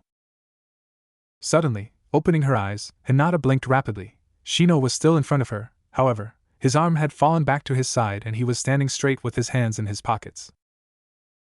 What do you mean? Hinata asked. A thin layer of sweat laced her skin and her question was asked between heavy breaths. Look at how he's fighting, he's matching Kurenai punch for punch. That shouldn't be right. Back at the academy, Naruto only demonstrated that he had a basic grasp of the academy-style taijutsu. Now, he's fighting on what looks like par with Kurenai-sensei, and look at his movements. Those are academy-taught moves. He's using a completely different technique. Shino was right, Naruto's movements were drastically different from what she had seen in the academy. His strikes were quicker, his reflexes faster as well. It was as if his entire knowledge of taijutsu had completely evolved in the blink of an eye. But how was this possible? Shino was, as ashamed as he was to say it, flummoxed, confused. Was Naruto hiding something that allowed him to gain this strength? A small tingle of relief entered Shino. He soon realized that if it had been him to fight Naruto from the beginning, he would have clearly been overtaken. Okay, let's stop, Kurenai said, and she let out a tired sigh. Her face was covered in bruises from hitting the ground so many times. Naruto, on the other hand, had little but a scratch on his entire body. Hinata and Shino had both stopped sparring. They stood silently in the middle of the clearing, as if struck by awe. Although, given the display of skill that Naruto had just shown, Kurenai would not be surprised if they were both surprised. With two waves of her arm, Kurenai called Tetsuo over. She then turned back to Naruto. Naruto, let me ask you a question, the blonde raised an eyebrow. Fire away, he responded nonchalantly. Kurenai nodded. It was obvious that Naruto was in no way fatigued by that light spar. Kurenai's breathing, on the other hand, was a little bit more than heavy. By this time it was obvious that Naruto could outclass her when it came to physical combat. His attacks were too swift, his strikes too strong, but as strong as he may have been, Kurenai was still sure that she held her superiority over him when it came to the more mysterious techniques of the shinobi. While we were sparring, you showed no attempt to hide your prowess from Shino and Hinata. Tell me, are you comfortable with having your skill exposed? Naruto smiled. He was hoping that someone would ask that question. Actually, I'm quite fine with letting people see my power now that I have permission from our Hokage. Excuse me? Before I became an official nin of the village, when I began my training with the Sandaime, I had to make a promise. A vow saying that I was not to show my true strength, unless I was given permission specifically from the Hokage himself. Naruto then chuckled, and just yesterday I was given the okay to show what I could do, and as you have already seen, I'm perfectly comfortable with people seeing my power. Was all that Kurenai said. She would have never guessed that there was a child with this much power hiding right under her nose. And what was so surprising about it was that it was the one person that almost every villager hated with a heated passion, the bane of Konoha, the demon boy. It was strange. She had heard the rumors of how Naruto was treated so badly by the villagers, the many assassination attempts, the seemingly random beatings, the riots supporting his execution. With all of the power that he held, it was a wonder that the boy had not let it go straight to his head. He could have gone mad and slaughtered all those who tried to take his life. But he did not, he simply took it. What was it that kept him mentally intact? During those times when he was getting chased and beaten, he had the power to stop, but instead of taking the easy route and ending it all, he allowed it to happen. Sometimes, she heard, he would go missing and show up weeks later a bloody mess. What was it that he thought about during those life and death situations that helped him control himself and not retaliate? Truly, he was a mystery, and now that mystery was her student, and hers to unravel. She would have to make sure that she solved a puzzle that was Uzumaki Naruto. Making his way over with Hinata, the usually taciturn Shino said aloud, Naruto, may I ask you a quick question? Naruto mentally sighed. Another question, how fun. Yeah, what is it, Shino? Naruto said in a bored tone. The Aburame pointed his finger at Kurenai, who adopted a confused expression. It seemed as if his previous suspicion about Naruto was true. Now was his chance to confirm it. For a quick second, Shino abandoned his habitually low tone of voice and said out loud, Can you tell me why Kurenai-sensei has seemingly taken more damage during that spar than you did?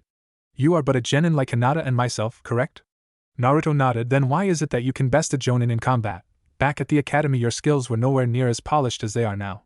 It should be impossible for you, at your estimated skill level, to beat Kurenai-sensei in a match, even if it was a light spar. I also have noticed that why you're stronger than you were a couple of days ago, Hinata added in. Naruto noticed that her gaze hung low toward the ground. Should it not be obvious, Shino? Kurenai gave him a look, but he ignored it. I'm stronger than I let on before. I'm surprised that you did not see it before. For an Aburame, you sure are a bit unobservant. That was a low blow. There was no way that Shino would take sitting down. That was a major shot to his Aburame pride. Don't fool yourself, Naruto. I came to the conclusion that you were hiding something a long time ago. I simply wanted you to confirm it. Really? Naruto said smugly. Yes, but just to be sure that you are not blowing up your own power. He paused. Would you allow me to spar with you? That's fine with me, Naruto said. He could use another warm-up. Kurenai sighed. Boy, this will be quick. What the hell are those things? Sanai asked as she hid behind a tree for cover. She clenched her teeth when she felt the tree budge hard, as if something large had stuck it. Where the hell was Kono? She couldn't do this by herself. Right off the bat, Sanai had deduced that Anko was insane. As soon as they had reached their training ground, well, if the Forest of Death could even be called a training ground. Honestly, what type of sensei brings her first two pupils to the most dangerous location in the entire village? Apparently Mitarashi Anko. Taking a deep breath before hopping onto a branch above her, avoiding another attack by those bizarre snakes that seemed to just live in Anko's sleeves. She heard the crack of a branch being ripped apart just as she hit the thick brown branch above her. She remembered her first impression of her sensei. That happy-go-lucky facial expression was so disarming. At first she thought, oh, this lady doesn't look too bad. Well, it didn't please her to know that she was wrong. Upon meeting them both, Anko had told them to follow her to their training ground. When she asked where the training ground was, all Anko did was tell her not to worry about it. It'll be fun, Anko said. Well, some fun. So much for having a nice, laid-back sensei who would let them train at their own pace. For the past hour, Anko had been training them into the ground. From her position on the branch, Sanai glanced at the ground of the forest floor. It was dark and covered in greenery. Small cylindrical rays of light pierced the dense canopy, bringing in minimum light onto the floor. Scanning the ground behind her, Sanai's eyes narrowed. Was that a sound? A rustle of leaves, perhaps? Directly underneath her, a large fern was moving a bit oddly, even against the light breeze of the forest. Her eyes narrowed as another sound penetrated the silence of the forest, and she peered into a dark patch of shadow created by the many bushes. Hisses. Oh damn! She knew what that sound meant. Her thoughts were confirmed when a pair of golden, slitted eyes opened with an audible click, and the pick maw of a brown and black striped snake came rushing at her. Later, as expected, Anko's arm came rising out of the bush, and she poked her head out, smiling. You better dodge or you'll die. These snakes are venomous. Venomous! Sanai yelled in surprise. That wasn't good. There was a deadly snake heading her way. She was exhausted, and her sister was nowhere to be found. Yay, what fun! As the hiss grew loud, Sanai prepared her legs to jump out of the way. That would be the plan if she wasn't so tired. She let out a squeal as the gleaming fangs of the snake approached. Don't worry, I've got you covered. Then there was a flash of blue and black, and before Sanai knew it, her sister, Kono, was in the air with her foot connected to the head of the rather vicious snake. The reptile let out a loud hiss of pain as Kono kicked it back at its owner, who, by the way, wasn't there anymore. Kono, watch out! Sanai yelled, witnessing her sensei appear behind her sister. With renewed energy, Sanai pumped chakra into her legs, springing off of the tree branch and down at Anko with as much speed as she could muster up. The snake, still attached to Anko's arm, swung back up and caught Sanai in midair. She struggled, but it was of no use. Now Anko was able to concentrate on Kono. She grabbed her by the back of her shirt and hung her in the air. She turned, and with a small grunt, Anko flung Kono, causing the girl to go into a series of backflips until she smacked her back against the trunk of a tree. Sticking to the trunk like gum, Kono glanced at her sensei's face. Was she smiling?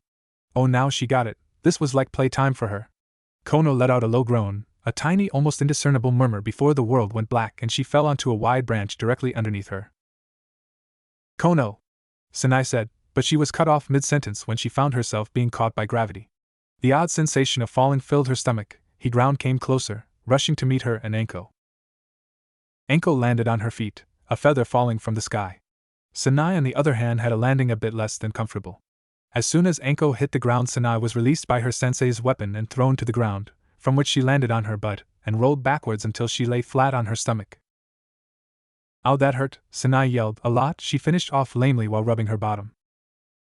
She squeaked when a pair of feet with shin guards crashed down in front of her. You fail! Anko's harsh voice caused Sanai to cover her ears. It was such a simple task and you both failed, she said loudly. The body of Anko's snake then retracted back into the sleeve of her trench coat. What do you mean by simple? Sanai asked, sitting up, the look on her sensei's face fierce, like the snake she previously controlled. Why, you were chucking snakes at us? Anko squatted, bringing her face closer to Sanai's. And so what if I was, you still failed? All I said was that you two were to work together and retrieve the dango stick from me. I never said that I would let you take it so easily. You failed, and that's that. You did not retrieve this stick from my dash. Anko brought her hand up to the spiky bun of hair atop her head in which she had stuck the dango stick through, and her eyes widened. Head? Feeling around a bit more, her eyes widened as she noticed the absence of a certain small piece of wood. The dango stick was gone. No, this was all wrong. She could have sworn that she skewered that bun of hair with her dango stick, but where was it? Had it fallen during her descent to the ground, or maybe while she was kicking her two students' asses? No, it couldn't have fallen. She made sure that she was extra careful when moving so that her dango stick would not fall out. What gives? Where's my stick? She froze when she heard Sanai giggle. Oh, looks like we didn't fail after all.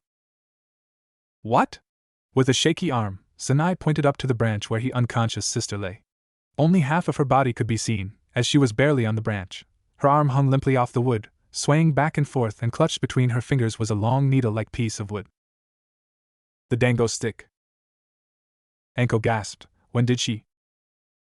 When you threw her into the tree. When you turned in midair and flung her, for a split second she was above your head, that was when she swiped it.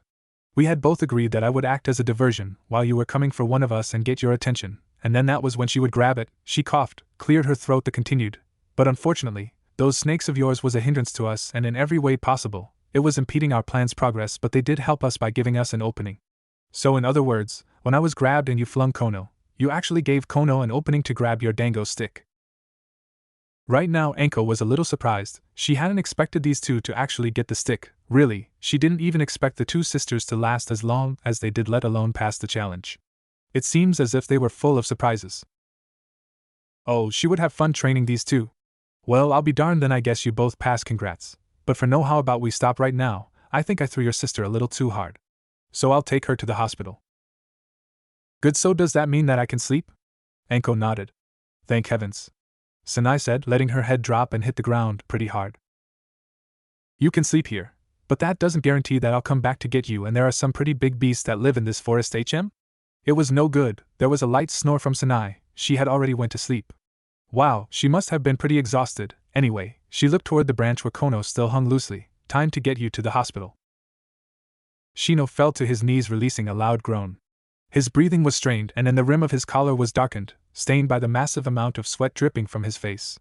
Well, he had accomplished his goal. He fought with Naruto and, as expected, got his ass handed to him. A shadow cast itself over him, providing him with an aegis against the sun's rays. Looking up, he saw Naruto standing there with an expression of equanimity. Have you had enough? Because if you haven't, I can keep going on, Naruto said. Well, as of now, Shino could do two things. One, he could accept defeat and retire from the spar, or two, he could persevere and keep trying to face Naruto. Not only was Shino perceptive, but he was also smart as well. However, it did not take someone as smart as he to realize that, the way he was now, he didn't stand a chance against the blonde powerhouse. The odds were stacked against him. First of all, he was seriously tired, and secondly, Naruto wasn't. Throughout the entire spar, Naruto hadn't even broken a sweat. Just what the hell was he? Naruto extended his hand out, an end to the match coming to meet Shino. Looks like he would not have to quit. Naruto would end it for him. Taking his hand, Shino pulled himself up, and Naruto, he said between huffs, how did you get so strong? Why do you want to know? Naruto asked. He then shook his hair wildly, a golden lion's mane. It was devoid of any perspiration since he had not dropped a bead of sweat. There was nothing but dry air flying from those unruly locks. It is astounding to me as to how you have acquired so much skill and prowess, and yet you are the same age as I. Tell me, what is it that you did to get to your current level? If you don't mind, yes, I would like to know. I'll tell you that at a different time. Trust me, you'll find out soon enough. Now why don't we go join Kurenai and Hinata? Naruto said with a smile. Fine, Shino said with a slight flutter of breath in his speech. As the two boys walked/limped back to Kurenai and Hinata, Shino's breathing began to hasten. Are you alright? Naruto asked. You're breathing pretty hard. At first there was no response from Shino. Yes, I am fine, I'm just feeling a little lightheaded. Ugh. His words died off as Shino's legs gave way and he dropped to the ground, unconscious. Shino? Kurenai said. Shino-kun. Hinata then followed up. They both ran up to Shino's not prone body. Naruto had already taken his pulse. Don't worry, he's fine, just exhausted. I guess I hit him on the head a little too hard. Releasing a sigh of relief, Hinata let go of the collar of her jacket. Well, that's good to know, but don't you think that we should take him to the hospital? Kurenai stood at his head, looking over him. You're right, that's probably the best course of action right now.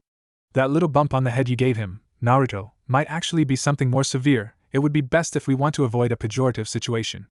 After all, we wouldn't want that little bump showing up weeks later during a mission, now would we? Hi!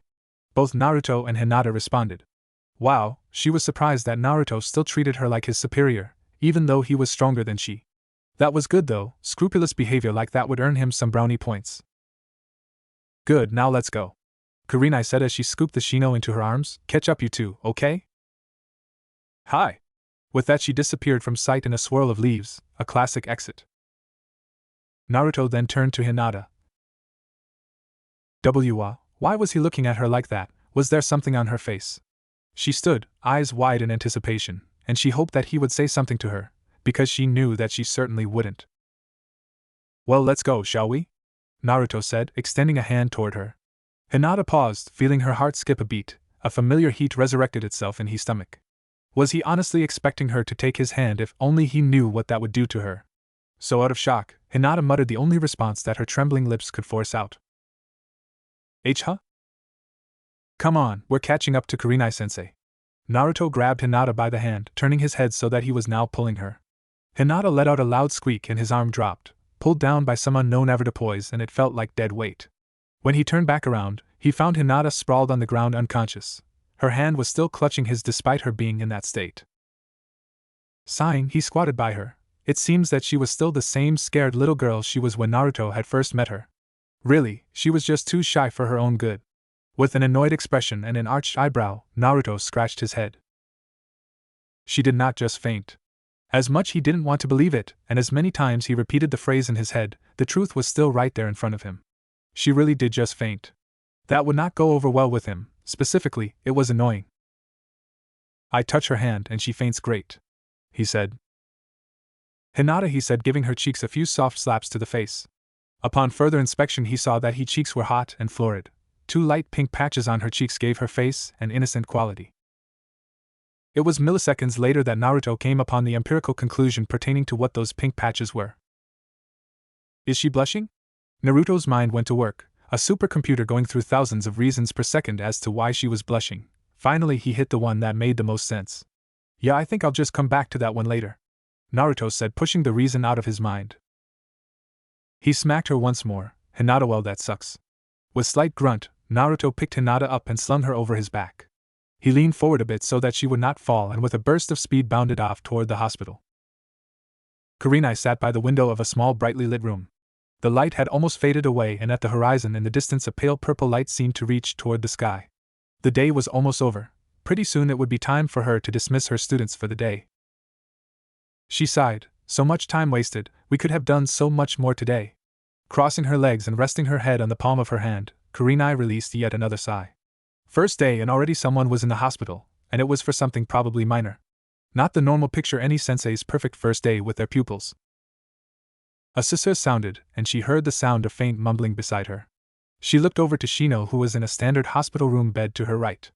Naruto had given him a really bad kick to the head back there. The way his head jarred when it was struck should have knocked him out, but Naruto probably held back with that one. Click, Kurenai snapped her head when she heard the door open. What she saw next, what she would never expected. Standing at the now open frame of the door was Naruto with Hinata slung over his shoulder. She should not have been seeing things like this. First Naruto beats Shino down, then next he takes Hinata out. Now, in comes Naruto just waltzing into the hospital with an unconscious Hyuga girl slung over his shoulder. She hoped that he knew how awkward he looked at that moment. What happened to her? Kurenai said. She fainted. Naruto responded nonchalantly. What? Look, I touched her hand and she just flat out lost all consciousness. Don't ask me why, don't ask me how, just ask her when she wakes up. Naruto placed Hinata down in a chair and gave her another quick glance. Well, that's if she wakes up. He glanced back to Kurenai. So what's his problem? Naruto extended a finger toward Shino's shifting body. The doctor said that it wasn't that serious, just some mild head trauma. Kurenai responded. Well, that's good, at least it wasn't something fatal. Yeah, but on a different note, how did Hinata get like that? Naruto sighed. I grabbed her hand because I wanted to catch up to you quickly, but when I touched her, she simply dropped like a rock. Kurenai raised an eyebrow. Looking at the darkening sky, Naruto took out the small scroll that he was given. What's that? Kurenai asked. Oh, this, casually, he tossed her the scroll and she opened it. A map of Konoha? Yes, but it's a map only used by tyros coming to the Embu. If you look closely, You will be able to see that there are small pinpointed locations indicating every and all of the meeting and training locations for Umbu Black Op agents. It was given to me by my captain, the man you met with earlier. I was instructed to meet him at a specific one of those locations as soon as I was finished with my meeting with you, and seeing as how 2 of my comrades are out of commission, I would like your permission to leave. If that's all, then sure, you have my permission. But tell me, were you told what would be occurring at the meeting with your captain? Actually, I was told. He said that I wouldn't just be meeting with him, instead I'd be meeting with my entire team. Well, good luck, Naruto. You know, I still never would have guessed that you Ofal people would be an Umbu. You're pretty amazing, you know. She tossed him back the small black scroll which he put back in his pocket. Naruto made a hand sign before chuckling. Wow, I'm amazing? Never heard that one before, he said before his body faded away, the last of his words dying off as a low echo.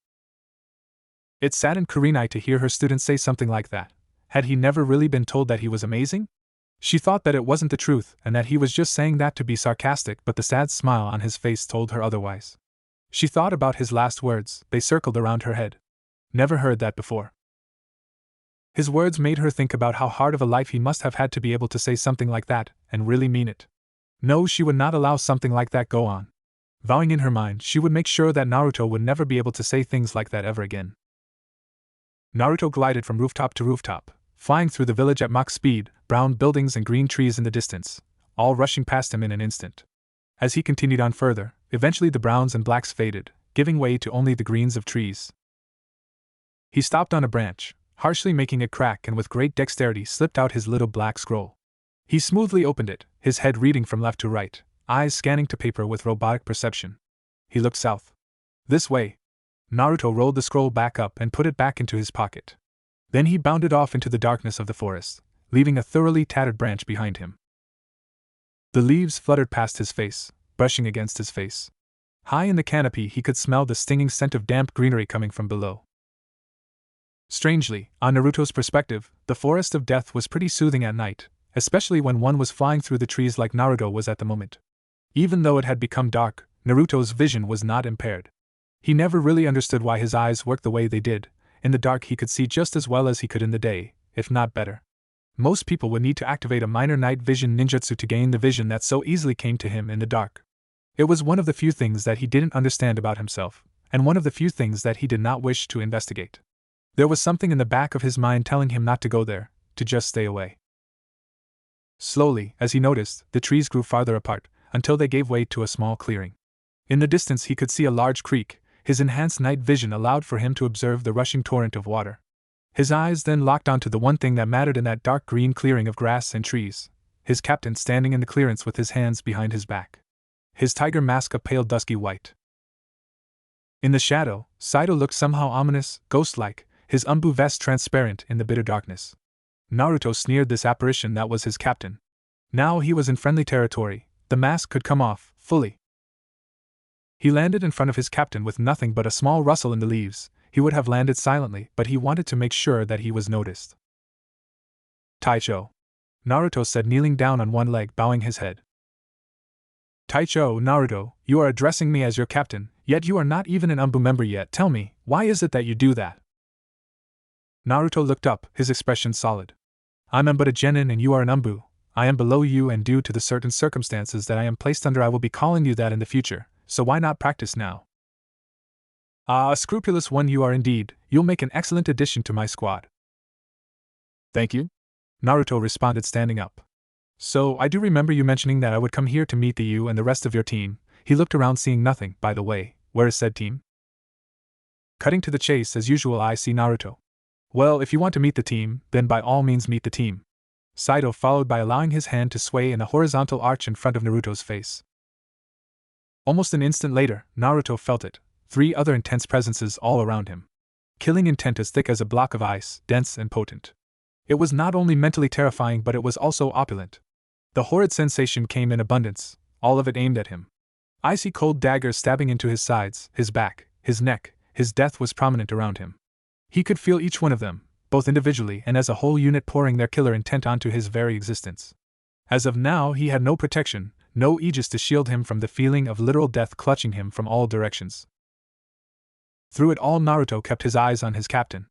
On his left, one wearing an eagle mask, To his right, the another wearing a baboon's visage. The last one behind him, wearing a lion's mask. 6. Empty and hollow eye holes boring into him. He would have blinked, but that would be showing weakness, and that was what he could not tolerate. But to be honest, he wasn't scared, he had seen worse. Compared to the Hokage, these guys had the killer intent of 7-year-old children, while not counting his killer intent as a 7-year-old. Still, he didn't expect to be encircled like he was by his comrades, as they are called. He sighed. The team, I presume? Saito nodded. Naruto still wanted to know how they always did that weird disappear/appear out of nowhere technique. Impressive, not even a flinch. You didn't even blink. Most of the new guys, when we do this, wet their pants. Sato's voice carried an odd static behind it when he spoke through his mask, as if he was speaking through a radio. Well, then I guess that I'm not most guys, Naruto responded coolly. A pithy response, my friend, Saito said. A shifting of clothes occurred behind him. Naruto's ears twitched at the sound. Another thing that he did not bother to investigate about himself, his extremely acute hearing. A static tone sounded after the ruffle of clothing. So this is the new kid, huh? It said. Based on the voice's bass, Naruto knew instantly that this person behind him was male. Not bothering to turn around, Naruto fired back, "Yeah, I'm the new kid, what's it to you?" There was no response, so Naruto turned around. In front of him stood a lion-faced Umbu garbed in the same attire as Saito. As Naruto stared into the blank holes on the Umbu's mask, he sneered. Well? The Umbu let out a chuckle. Kid, I don't think you know who you're talking to. He then placed his hand on Naruto's shoulder, which Naruto stared at vigorously. He then heard another voice to his left. This time it was female. Yeah, Naruto, I have heard rumors about you, but let me tell you that you're nowhere near as strong as Sakai is. Naruto turned to the female Umbu, donning an eagle mask, and chuckled. He remembered seeing her back when he took out that Jonin a year ago. Oh, on the contrary, I don't think that he'll be a problem, Naruto replied. Another static voice to his right this time. Don't you think that that's a little arrogant? This time it was man. He was the man in the baboon mask.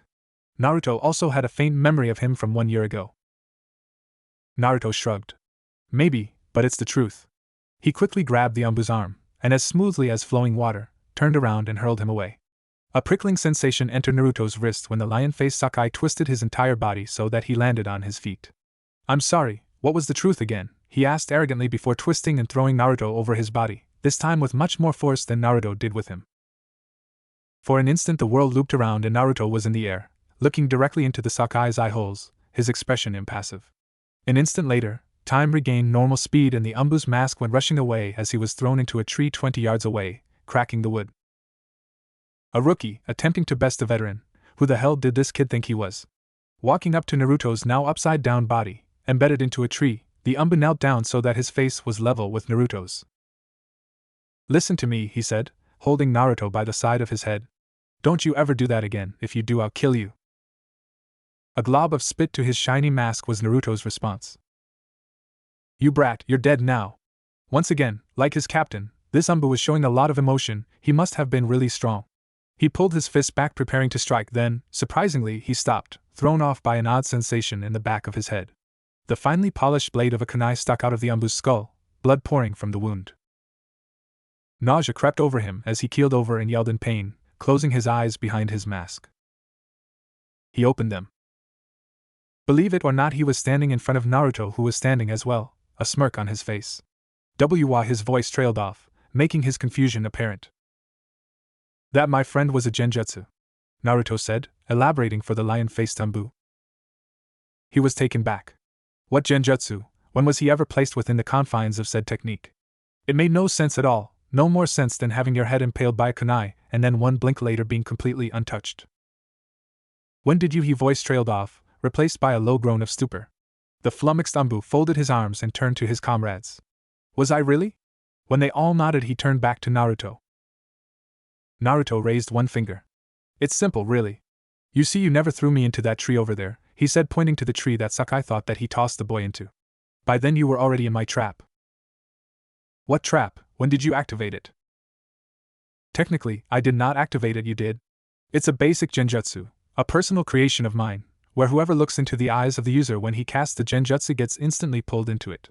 It works with distance as well. The closer the eye contact is, the more powerful the genjutsu is and the less chakra I have to expend sustaining it.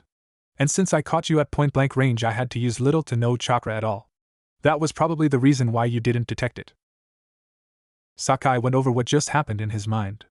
Naruto said that he had been caught at point-blank range. If that's so, then that can only mean that their faces were a mere inches apart. That meant... So you hit me with it when I threw you? Correct, was Naruto's response. Even though I never hit the tree, I was thrown, and that's when I hit you with it. Bastard, but meh, that was fair. I'm Yuji Sakai. Naruto turned his head to his captain. Yuji? My brother, Saito said with a dismissive wave. Naruto turned to the other two Umbu, who introduced themselves as Shimatui. In the baboon mask and in the eagle mask was the only female member of the team, Haruno Yukari. Naruto questioned the name. Did you say Haruno? Naruto said, now noticing the stream of flowing hot pink hair behind the outline of Yukari's mask. Naruto surprised himself at how late he had picked it up. For someone as observant as he, one would think that he would have noticed something as obvious as hair color. Yes, I said Haruno. She responded, holding up a few locks of her pink hair. An Umbu from the Haruno clan, no offense, but I never thought there were any. I thought that the only nin in your clan, unfortunately, was Haruno Sakura. None taken. I'm well aware of my clan's status as a non-shinobi inhabited clan. In fact, me and my younger cousin Sakura are the only two. Wait, do you know her? Unfortunately, yes. I see. I know she can be a bit bombastic with her passions at times, but forgive her, she's only a young girl, Yukari said with a chuckle. Even though Naruto had only met her, he could tell right away that he would be able to get along with Yukari. Even though she was related to her, Yukari didn't seem at all like that feckless excuse for kunoichi that went under the name of Sakura. It was funny how two people whom were from the same clan could be so different. True, but her passions can be a tad bit annoying at times. Yukari giggled at the small sliver of sarcasm Naruto laced his tone with. Anyway, Naruto said, turning back to Saito, I've met the team now. I know their names, they now mine. What now? I'll be frank with this then. Saito began. I have received orders from the third himself saying that we are to patrol the outer perimeter of Konoha, meaning during this patrol, nobody should be inside the village. We are to remain outside until tomorrow, and return in the morning. Sakai, you take to the west, to the east, Yukari and I will head south, and that leaves you, Naruto, to cover the north. We are each to head in our separate directions, cut through the city and exit through the northern, southern, western and eastern gates. Is that all? Naruto asked. Oh, Naruto, I have a message from our Lord Hokage. He says that this is a test for you, to see how you will measure up in the actual field. He also says not to worry, this is one of the easier missions. That comment sparked a series of chuckles from the rest of the team, which caused Naruto to grumble. Geez, that's just like him. Whatever, is that everything? Naruto said, folding his arms. Yes, that's it, Saito said, tossing him a small black device. Radio? Naruto said, slipping it in his ear. Yes, we are all to stay within radio communication, and with a swift chopping motion he uttered one word, go. Then they were gone, leaving a single expanding ring of dust in their wake. How the hell do they do that? Naruto said, making a single hand sign before fading away. Moments later he appeared on the sturdy branch of a large tree. He was in the forest of death. He was to leave the village by cutting through and exiting through the northern gate. He had his orders and he was to follow them, no matter what. He was gone, bounding off the trees, and rapidly moving through the air. A blur of motion gliding through the darkness. Sanai snapped her eyes open. Okay, there was something wrong. First off, she could not see a thing, and in her mouth, she tasted something. Something awful, nasty. It tasted like crap, if that was what crap actually tasted like. But damn it, what the hell was this crap? As her vision returned, she noticed fine little black needles stick in front of her. That was weird, and why were they sideways? Upon further observation, she realized that those little needles were blades of grass, and the reason why they were sideways was because her head was on the ground. Her eyes clicked left, and right then up she gasped. She was still in the forest of death. She could see the outlines of twisting branches and every few seconds the rustling of leaves. The sounds of a myriad of animals permeated the air, screeches and squeals and couple of howls, some clicks and every now and then a growl. Some of them sounded, for the most part, not dangerous at all, while others, well, let's just say Sanai wasn't willing to investigate the sources of those sounds. Sitting up on her bottom, she rubbed her forehead, feeling a rather large bump. Ow, my head, aug tua. Well, now she knew just what that horrible taste was. As long as it wasn't crap, she was happy, but on the other hand, dirt was the tastiest of substances. Wait, was her spit brown? Wiping her tongue with her shirt and standing up, she looked around. It was dark, really dark. How long had she been asleep exactly? I can't believe Anko-sensei, she really left me. Next time I see her I'm going to give her a piece of my mind. Her foot hit the ground, followed by her other one, but she stopped. Where am I? She said in a scared tone. It seems that she was now aware of the fact she was in the middle of the forest of death while it was dark. That wasn't good. Hello? She yelled out lamely, her legs shaking a little bit. Her answer was a series of howls and shrieks from the resident animals in the forest. She knelt down and squeaked. Great idea. Alert the killer animals in the forest that you're there. Not you. Brightest action. Sanai dusting herself off. Sanai once again began walking through the forest. She could barely see a thing, and she couldn't remember the way Anko brought her into this stupid forest. Now how the hell was she supposed to get home? She yelped when a roar sounded off in the distance. Her pace quickened. Whatever that was, she didn't want to find out. Another howl. This time she screamed and broke out into a full sprint. The shallow and rapid sounds of her breath were the only things she heard, while excluding the loud patter of rapid footsteps behind her. Putting a little chakra into her steps, she sprinted into an even faster run. Something was following her, and she did not like it. She was afraid.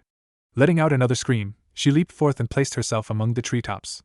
She flew through the leaves like a little swallow afraid for its life, and that was exactly what she was, prey running from a predator. There was a crunch of several branches, each one getting closer to her, and seconds later another roar. Damn, whatever the hell this thing was, it was smart, and still following her.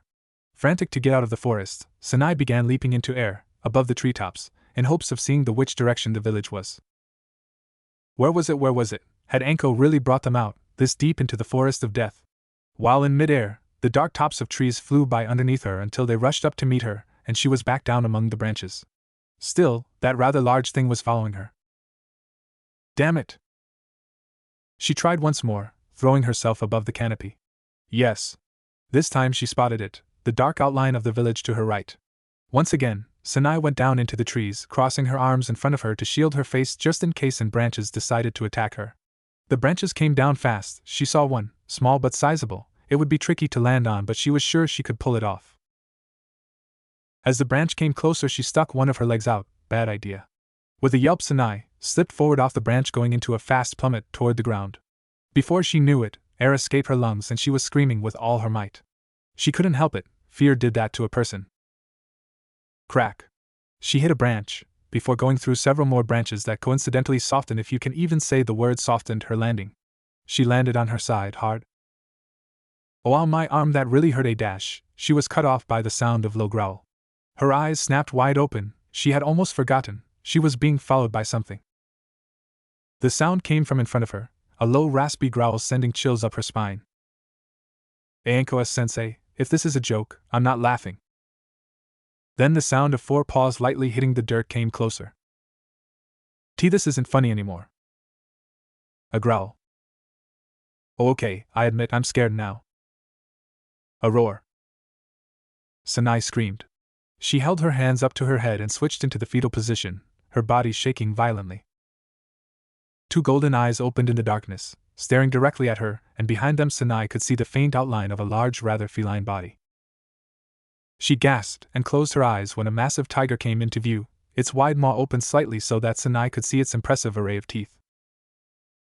That thing was huge, the biggest that she had ever seen in her life, and now the last. It brought its large muzzle to Sanai and sniffed the now whimpering girl. Please don't eat me. Please don't eat me. Please don't eat me. Sanai continued her desperate mantra in hopes that the animal, by some unknown thaumaturgy, turn its head and decide against making her its meal. Someone save me, please, I am scared.